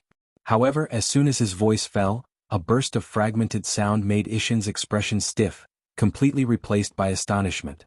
Wu Che just raised his foot and moved slightly, and the Bakuto that bound him instantly disappeared. He calmly looked at Ishin. Bakuto number 61 Rokuto Light Prison. At the same time, 6 huge rays of light came from all directions, instantly blocking Ishin's escape route and binding him to the heavy armor. Kakaka seeing this, Ishin's body swayed left and right and after a while he couldn't help but blush. He tried to destroy it in the same way as Dustless but it was futile. The effect was negligible. Puchi. In desperation, Ishin could only use his sword to destroy the Rokuto light prison and break free from it. He looked around and hurriedly looked for Dustless, but he was surprised to find that Dustless was nowhere to be seen, and his Ryatsu was completely gone. Puchi. A cold light came from behind and penetrated Ishin's body. He suddenly turned around and saw Dustless. Of course, there was also the golden sword in his hand, which almost instantly injured Ishin, and the golden sword pierced his heart. "The gap between you and me is like the gap between Vasto Lord and Gilliam."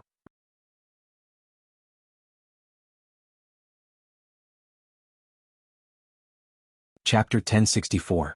Ishin looked at the golden sword in disbelief. Because of the high temperature, he felt an unprecedented stinging pain. His face suddenly became pale and extremely haggard. How is this possible?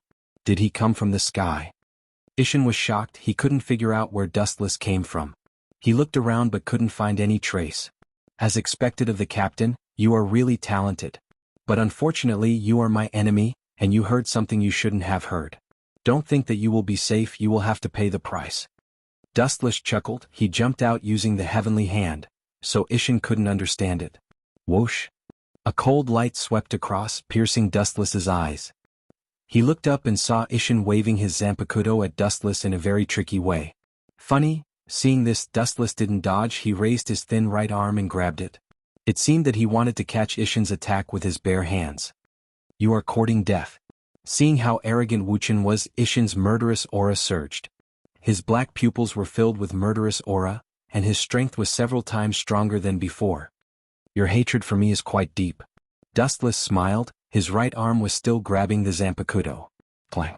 A roar of steel resounded, and the head was not separated from the body as expected. The whole hand turned into 5 black fingers and easily caught the incoming Zanpakuto. "You caught my Zanpakuto with your bare hands?" Isshin exclaimed in disbelief while enduring the pain all over his body. It was as if he was in a dream, everything that happened in front of him was illusory. "As I said before, the gap between you and me is the gap between Vasto Lord and Killian. It was just a boring one-sided crush. Do you think you can be on par with me? Don't joke around. We're not 2 or 3 years old kids. Don't have such unrealistic thoughts in the future." The chakra in his body surged and his eyes rapidly twisted. Ripples gushed out from his purple eyes, easily forcing Isshin to retreat. Shinra Tensei. The repulsive force easily sent Shiba Isshin flying, forcing him to retreat again and again, cutting a sorry figure. So, Dustless took a step forward and appeared next to Isshin Shiba in an instant. He chased after him and attacked him. The Kusanagi sword in his hand shone brightly. Clang clang clang. The sparks from the clash of swords and sabers were particularly dazzling, and the frequency was extremely fast. In the blink of an eye, the two had clashed dozens of times, but the situation was almost one-sided. Isshin was forced back by Dustless, and the wounds on his body were getting more and more, and he was bleeding non-stop. Puchi. Dustless aimed his Kusanagi sword at Shiba Isshin's right shoulder. Shiba Isshin's right arm was cut open, and his right arm that was holding the Zanpakuto trembled. His Zanpakuto almost fell to the ground. Light-speed kick. Taking advantage of this, a straight flash of light whizzed out. The momentum was fierce and it was like a golden spear that was unstoppable. Isshin wanted to dodge, but at this moment he was already covered in wounds. Although they weren't fatal, the number of wounds greatly limited his speed. He was inevitably hit by the flash of light. Boom boom boom. The earth trembled and Isshin, who was covered in black smoke, was sent flying.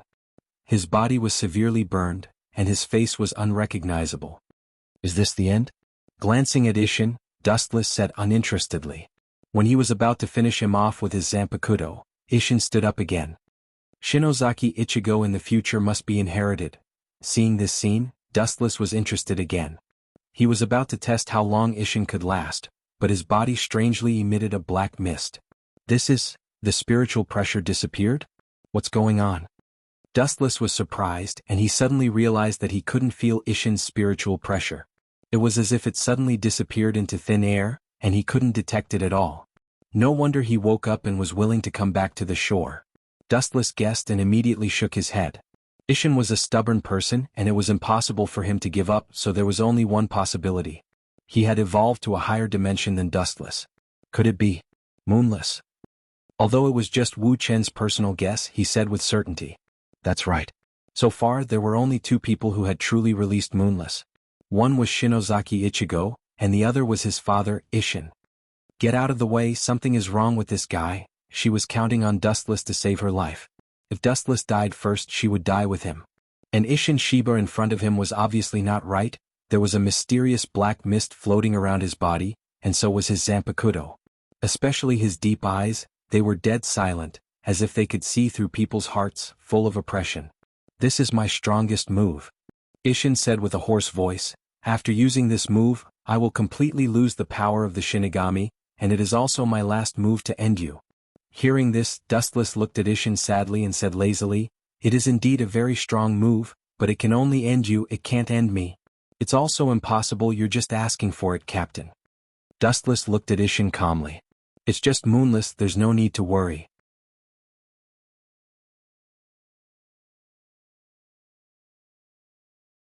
Chapter 1065.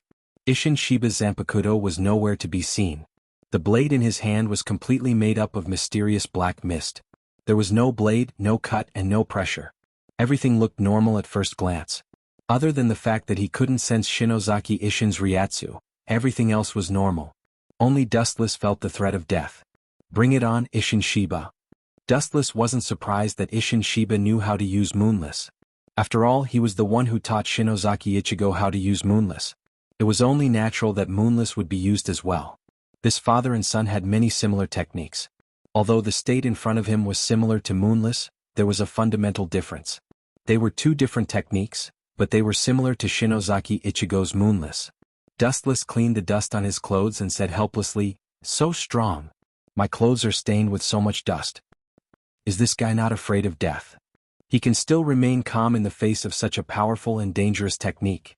And he's even provoking that Shinigami called Isshin Shiba. He was completely different from Dustless. Shinozaki, who was watching in the dark, cursed Isshin Shiba for seeking death. Isshin Shiba didn't make any excessive moves.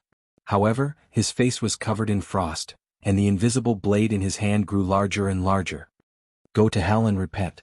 As soon as his voice fell, Isshin raised his black blade and swept out. A huge chop was like a hot knife through butter. The ground was easily torn apart like a piece of paper. The black light that wanted to destroy everything could condense time and space. The world was solemn, and only the crisp sound of cracking could be heard. The earth was completely destroyed by Moonless. The only thing that could be heard was the sound of destruction. I thought it would be a powerful technique. I was looking forward to it, but it's just this. Glancing at the incoming black light, Wu Qin regained his composure. He waved his big hand and a dazzling brilliance swept out from the void behind him. A strange spiral weapon emerged from it. The moment the strange sword appeared, it emitted a demonic red light that quickly deciphered the structure of the entire world. What is that? Isshin Shiba and Makoto Kurosaki's attention was attracted by the aura of the ancient desolation era. Their expressions changed, especially when Isshin instinctively retreated. When he regained his senses, he was shocked and his mind was in a mess. How evil. Shinozaki Manori was also mentally prepared.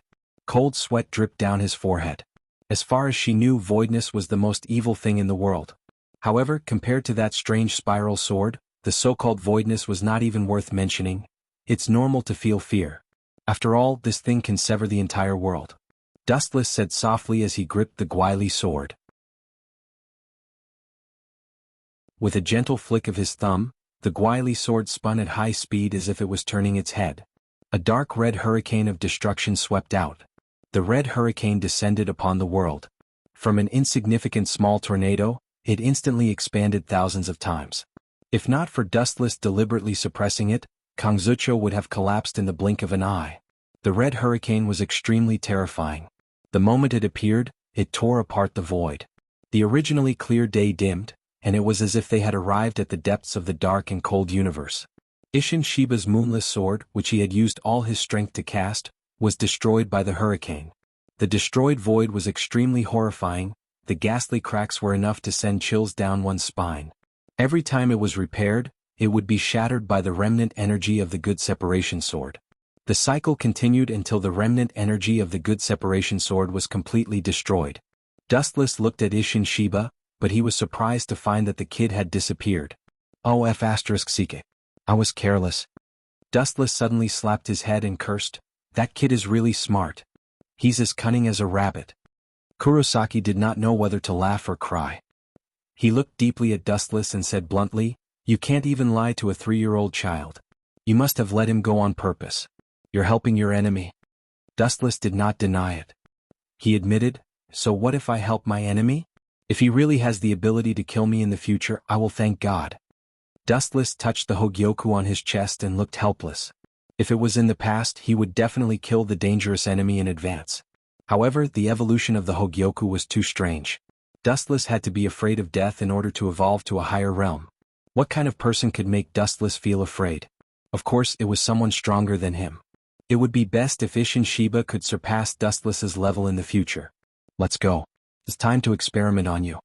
The sky was dark. In a foreign world, there was no end to it. It was dead and there was no one around. At this moment, the void distorted and a large whirlpool appeared. 2 figures stepped out of it. "This is God's might, space. It's in another dimension, so no one will disturb us. Don't worry." Wu Qin explained when he saw Shinozaki Manori looking around suspiciously. "All right, take off your clothes."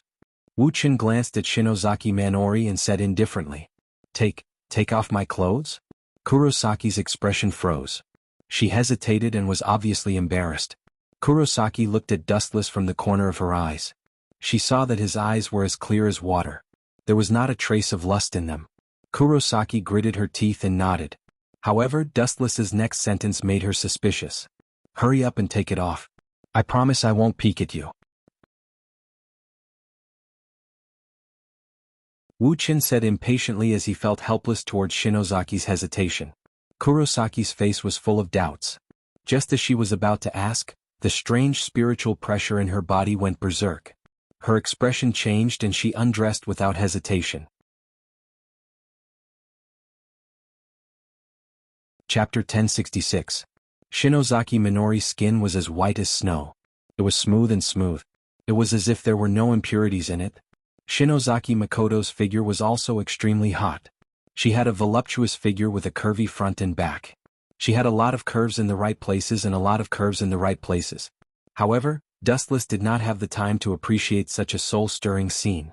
It's a miracle that you can still retain your consciousness even with this thing. I give you full marks for your desire for life. There was a hole in Shinozaki Makoto's chest.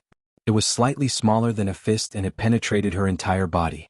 Shinozaki Makoto's sweat dripped down like raindrops. You still have time to be sarcastic. Feel me? I can't hold on for long. Shinozaki Makoto reminded when she saw that Dustless was not doing anything. Don't worry, I won't let you die so quickly. There are some things that I need to promise you. Inside the dead silent space of Shenwei, Wuchen took out a blade of grass from nowhere and held it in his mouth frivolously. He was so relaxed and comfortable that he sat on the ground with his buttocks and remained motionless. Don't you feel pain when you talk while sitting? Shinozaki Makoto was furious and glared at Dustless. She could feel that something was wrong in her body. The power of the great void was gradually eating away at her spiritual pressure. Her mind was in a trance and sometimes it was good and sometimes it was bad. The roar of the great void came out of her mouth. It's actually very easy to suppress the great void in your body. You just need to. Looking at Shinozaki Makoto who was in pain, Dustless knew that it was not the time to drag it on. He said, you just need to inject a power that is completely opposite to the great void. In other words, the power of the Grim Reaper will suppress the great void's spiritual pressure and you will not become void. However, your pure blood that belongs to Quincy will be contaminated. Dustless stopped and waited for Shinozaki Makoto's decision. Just do it, there's no problem. Shinozaki Makoto's tone was firm. That's good. Seeing this, Dustless nodded slightly and immediately sneered, I will inject my own spiritual pressure and soul into your body, but there will be something special in it that will seal a certain technique. But there is no need to worry, it will not affect your normal life. Shinozaki Makoto pouted with obvious dissatisfaction. Regardless of whether the Kage affected his daily life or not, no one would want to have something inexplicable placed in his body. Forget it, let's hurry up and get ready. The cheerful Shinozaki Makoto smiled and said with a relieved tone. Dustless didn't waste any time. He quickly got up and walked to Kurosaki Mako's side. He injected his spiritual pressure and soul into her body to suppress the void. With Dustless's help, Shinozaki Jindo was safe and sound in the end, and he successfully implanted the transcription seal in Shinozaki Jindo's body. With Dustless's current strength, he could place the transcription seal into anyone's body at will, but its power would be greatly reduced. Therefore, he placed it into the soul and spiritual pressure that he had implanted in Shinozaki Mako. Once Yawachi used that saint ability to forcibly extract Shinozaki Jindo's power, it meant that Dustless's power would be devoured by Yawachi. The Amaterasu, sealed in this transcription seal, would burn. Amaterasu was the most effective against a person's soul. Time passed and 3 days passed in the blink of an eye. Shinozaki Jindo left safely, and Dustless naturally returned to Soul Society. Soul Society held the same captain's meeting as usual. Is this true? Inside a team house, Yamamoto frowned as he listened to Dustless's report. Yes, head captain. Dustless's expression was serious as he answered. The situation had been exaggerated by him, and the gist of it was that Shiba Ishin was severely injured and was unfortunately killed by Void White. As for Wu Qin, he went through untold hardships to kill White Void and take revenge for Shiba Ishin. Allah. Captain Dustless's captain on a mission is always in trouble. Ikamaru Jin chuckled, and his tone was obviously criticizing. That's why, Captain Ikamaru Jin, don't ever meet me. Otherwise the next unlucky one may be you. Dustless naturally didn't want to be outdone and immediately retorted. It's considered a perfect mission, but it's a pity that we lost Captain Shiba. Head Captain Yamamoto was so upset that he wanted to vomit blood. In Soul Society there were always captains who were killed or died from other unnatural causes. Not bringing back that void is a serious crime, Mayuri said unhappily. His 12th Division put in a lot of effort to capture Void White, but in the end they didn't even get a single strand of hair. Losing the wife and losing the soldiers. The collection of souls is almost done, and the other Hogyoku is almost complete. It won't be long before we start. Aizen sneered as he glanced at Dustless. Aizen Sosuke had an unforgettable hatred for Dustless. Ever since Dustless appeared, Aizen Sosuke felt like there was a giant wall in front of him, making him extremely difficult to deal with. Once there was a suitable opportunity, Aizen would never let Dustless go. When the new Hogyoku is completed, it's time for you to die. Aizen closed his eyes and began to think of a plan to use Kyoka Suigetsu to deal with Dustless through Central 46 to deal with Dustless. He knew that Urahara Kisuke's half Hogyoku was still in Dustless's hands, and it was impossible for him to hand it over. He could only order the entire Soul Society to deal with Dustless. Chapter 1067. After another hour, the captain's meeting finally came to an end. Every time they talked about something trivial, but old man Yamamoto was very happy about it. Every time they had a meeting, except for his sickly disciple, Jushiro Yukitake, everyone else had to be present. No one was allowed to escape. Long time no see, Chinkuen. After the captain's meeting, all the captains left one after another. Unohana Retsu came up to greet him with a smile, but soon after, her face wrinkled with dissatisfaction as she said unhappily, "Chinkuen seems to have been avoiding me recently." Hearing this, Dustless bitterly smiled and decisively said, "Retsu, that's just your imagination. Recently I've been busy with work. You know that I rarely have time to rest. Almost every day I have a lot of work to do. I haven't had the chance to relax recently." Dustless quickened his pace, wanting to escape. He was indeed purposely avoiding Unohana Retsu. This woman's nose was just too sensitive, and the word, smart, was not enough to describe her. "Chinkuen?" Unohana Retsu dragged out her words with a complicated expression. Looking at Unohana Retsu's sorrowful face, Dustless was speechless. He suddenly realized that he was a bit cruel. When he first came to Soul Society, it was always Unohana Retsu who helped him. Now he was avoiding Unohana Retsu for no reason just because she was too smart. It was indeed a bit unreasonable. "Retsu, you're thinking too much. I suffered quite a bit of injuries when dealing with a great void in the modern world. I was just about to go to the 4th Division to ask for your help." Dustless changed his tone and said with a smile. Unohana Retsu nodded and led the way. "Is that void very strange? It can actually injure you?" Unohana Retsu asked in surprise. She knew Dustless's strength very well. Looking at the distant horizon, Dustless did not think much of it. Of course he was just making things up to fool Unohana Retsu. Although void was very strong, it was impossible for it to injure him. He immediately replied, "Yes, he is very strong. He even knows the death god's ghost Tao. He is worlds apart from the great void realm that I know of. It took me a lot of effort to get rid of him." Unohana Lai did not doubt Dustless's words at all. That day the 12th Division had indeed detected a large amount of spiritual pressure in the modern world. Looking at Unohana Lai's face, Dustless suddenly felt sorry for her. He had only made up a story, but Unohana Lai had actually believed it without a doubt. Dustless was touched, but at the same time he felt guilty. "Lai." Dustless turned to look at Unohana Lai's gentle face and said seriously, "If I betray Soul Society one day, which side will you choose to side with?" Unohana Lai was stunned upon hearing this. She stared at Dustless's face and felt troubled. This choice is truly vexing. After a while, Unohana sighed helplessly. She had been loyal to Soul Society for 1,000 years, so Unohana Lai could not easily abandon her beliefs. On the other hand, Dustless could barely be considered a close friend, so she could not easily give up her beliefs. "There's no need to feel troubled, Lai." Seeing this, Dustless was somewhat disappointed. This was within his expectations. After all, he had only known Unohana Lai for a little more than a year. 1,000 years versus a short 1 year, it was clear which was more important. "If you betray Soul Society, I will definitely side with you and destroy Soul Society." After a while, Dustless suddenly said. His eyes were filled with determination, and his clear eyes were as firm as a boulder. In Dustless's heart, Soul Society and Unohana Lai's feelings were not proportional. If he had to choose between the two, he would definitely side with Unohana Lai without hesitation. Unohana Lai's heart that had been sealed for 1,000 years loosened, and a warm current flowed through her heart. After 1,000 years, she, who had observed people to the smallest detail, could naturally tell that Dustless's words were from the bottom of his heart. His sincerity was without any pretense. "No matter how young you are, you're still an adult. If the head captain hears this, he'll make a big fuss." Unohana Lai did not know whether to laugh or cry, but she was very touched. "Oh right, Chinjun, the 4th Division has a lot of injured people from a few days ago. They're still waiting for me to take care of them. I'll take my leave first." Dustless nodded and said, "Do as you wish." As expected, she still can't let go of Soul Society. Looking at Unohua Lai's disappearing figure with a complicated expression, Dustless felt a sense of loss. At the same time he laughed at himself.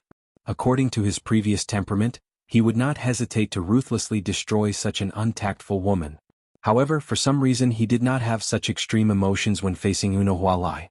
He only wanted to respect her choice and did not have any other thoughts. The sky gradually darkened.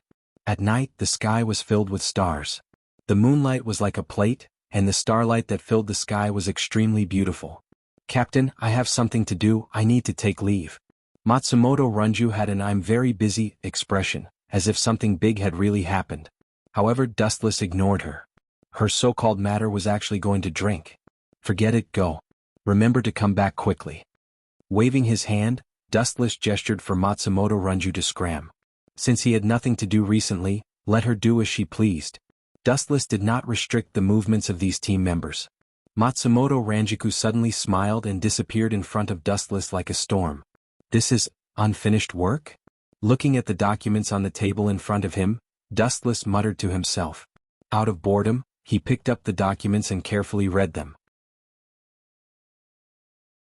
After a while, his expression became incomparably serious. "Strange, this can't be an accident. There must be a problem," Dustless said sternly after reading a few times and confirming that his eyes were not blurred. Chapter 1068. Staring at the information, Dustless was deeply puzzled. This was too strange. "Captain, is there something wrong?" Rukia looked at the intoxicated Dustless and asked. Her captain was rarely as serious as he was today. "Where did you get this information?" Wu Qin, who came back to his senses, asked instead of answering. His tone was full of suspicion. "This?" Xiaomu and Lu Chia came over, and a burst of seductive fragrance also came over, causing Wu Chen's heart to become restless. "It seems that Captain Ye sent it a few days ago. At that time, the captain was rushing to the modern world for a mission, so he left it here and didn't see it until now." Tilting her head, Rukia explained. "That means no one knows?" Hearing this, Dustless's mind moved. The content of the information was very simple, just a few words.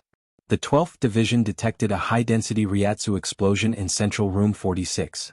Those so-called sages were weak, so it was impossible for them to have a Ryatsu explosion, and they seemed to have died long ago. But Sosuke Aizen's laboratory seemed to be under Central Room 46. Maybe another Hogyoku was successfully created, causing a Ryatsu explosion. Although it was just a guess, Dustless was very sure that it was the birth of another Hogyoku. When he fused two Hogyoku, a similar large-scale Ryatsu explosion occurred, very similar to what Nekomori said. He actually created another Hogyoku so quickly? Dustless was surprised. Although Aizen had his own research materials, it was unimaginable that he could create a Hogyoku in such a short time. It would only take a little more than a month at most. Creating a Hogyoku requires a lot of souls. Where did he get them? Dustless frowned and was very puzzled. Recently there were no signs of souls disappearing. Even if there were, it was done by Subai a while ago. After being destroyed by Dustless, it was rare for souls to disappear. The amount of souls needed to create a Hogyoku was even more massive. No matter what tricks you have up your sleeves, it will all be futile in the end. Thinking about Sosuke Aizen's current strength, Dustless felt relieved. Although he had the strength of a super captain, it wasn't enough to make a difference. Let nature take its course. After a while, Dustless heaved a heavy sigh of relief. He suddenly realized that he was paying too much attention to Sosuke Aizen. In the end, Sosuke Aizen was just a small character. There was no need to care too much about his actions. In the dark laboratory, the previous East Sensei was suppressed, so only Jin and Sosuke Aizen were left. Creak. The iron door was pushed open, revealing Sosuke Aizen's figure. At this moment he had a smile on his face and his tone was very happy. His steps were vigorous, he seemed to be in a good mood. In his hand was a blue bead that was almost identical to Dustless's Hogyoku. Jin, how's the news from our allies? They seem to be impatient. I don't know what Dustless did to provoke them, but this is good. We are weak compared to Captain Dustless. Although our allies are dangerous, we have the same goal. Plus, they helped me complete the Hogyoku. Aizen's tone was sincere, but it didn't take long before his tone turned cold. But if they want to use us, they're dreaming. I have received the exact news. Aizen played with the Hogyoku in his hand and said coldly. Fusing with Urahara Kisuke's Hogyoku can make up for this Hogyoku, so I have decided to attack Captain Dustless soon. Join forces with that group of Quincy? Ikemaru Jin asked. His tone was filled with fear. Not long ago, Quincy and Sosuke Aizen secretly contacted each other.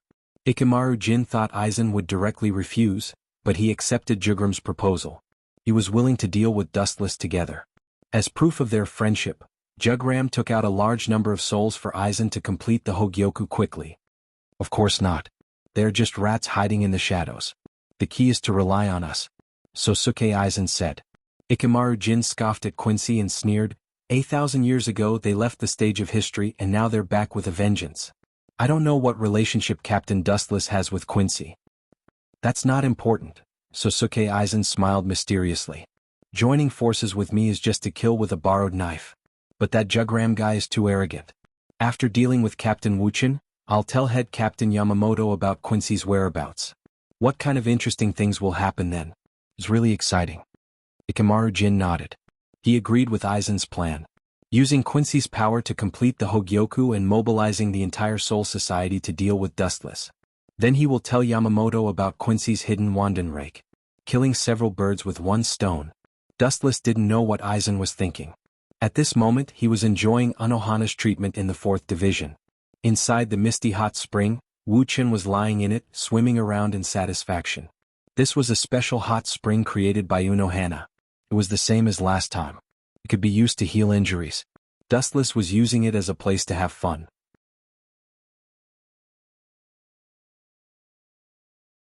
Chapter 1069. Only Dustless and Unohana were in the sealed room. With the experience of the hot spring last time, Dustless was much calmer this time. He even ignored Unohana and swam around like a child. Chin Jun's body's recovery is really amazing. Looking closely at Dustless's smooth skin, it was white and tender without any blemishes. It was so smooth that even Unohana found it dazzling when she looked at it through the reflection of the light. Unohana could not help but feel incredulous. She subconsciously touched her own skin and felt a sense of defeat. She was shocked to find that her skin was not as good as Dustless.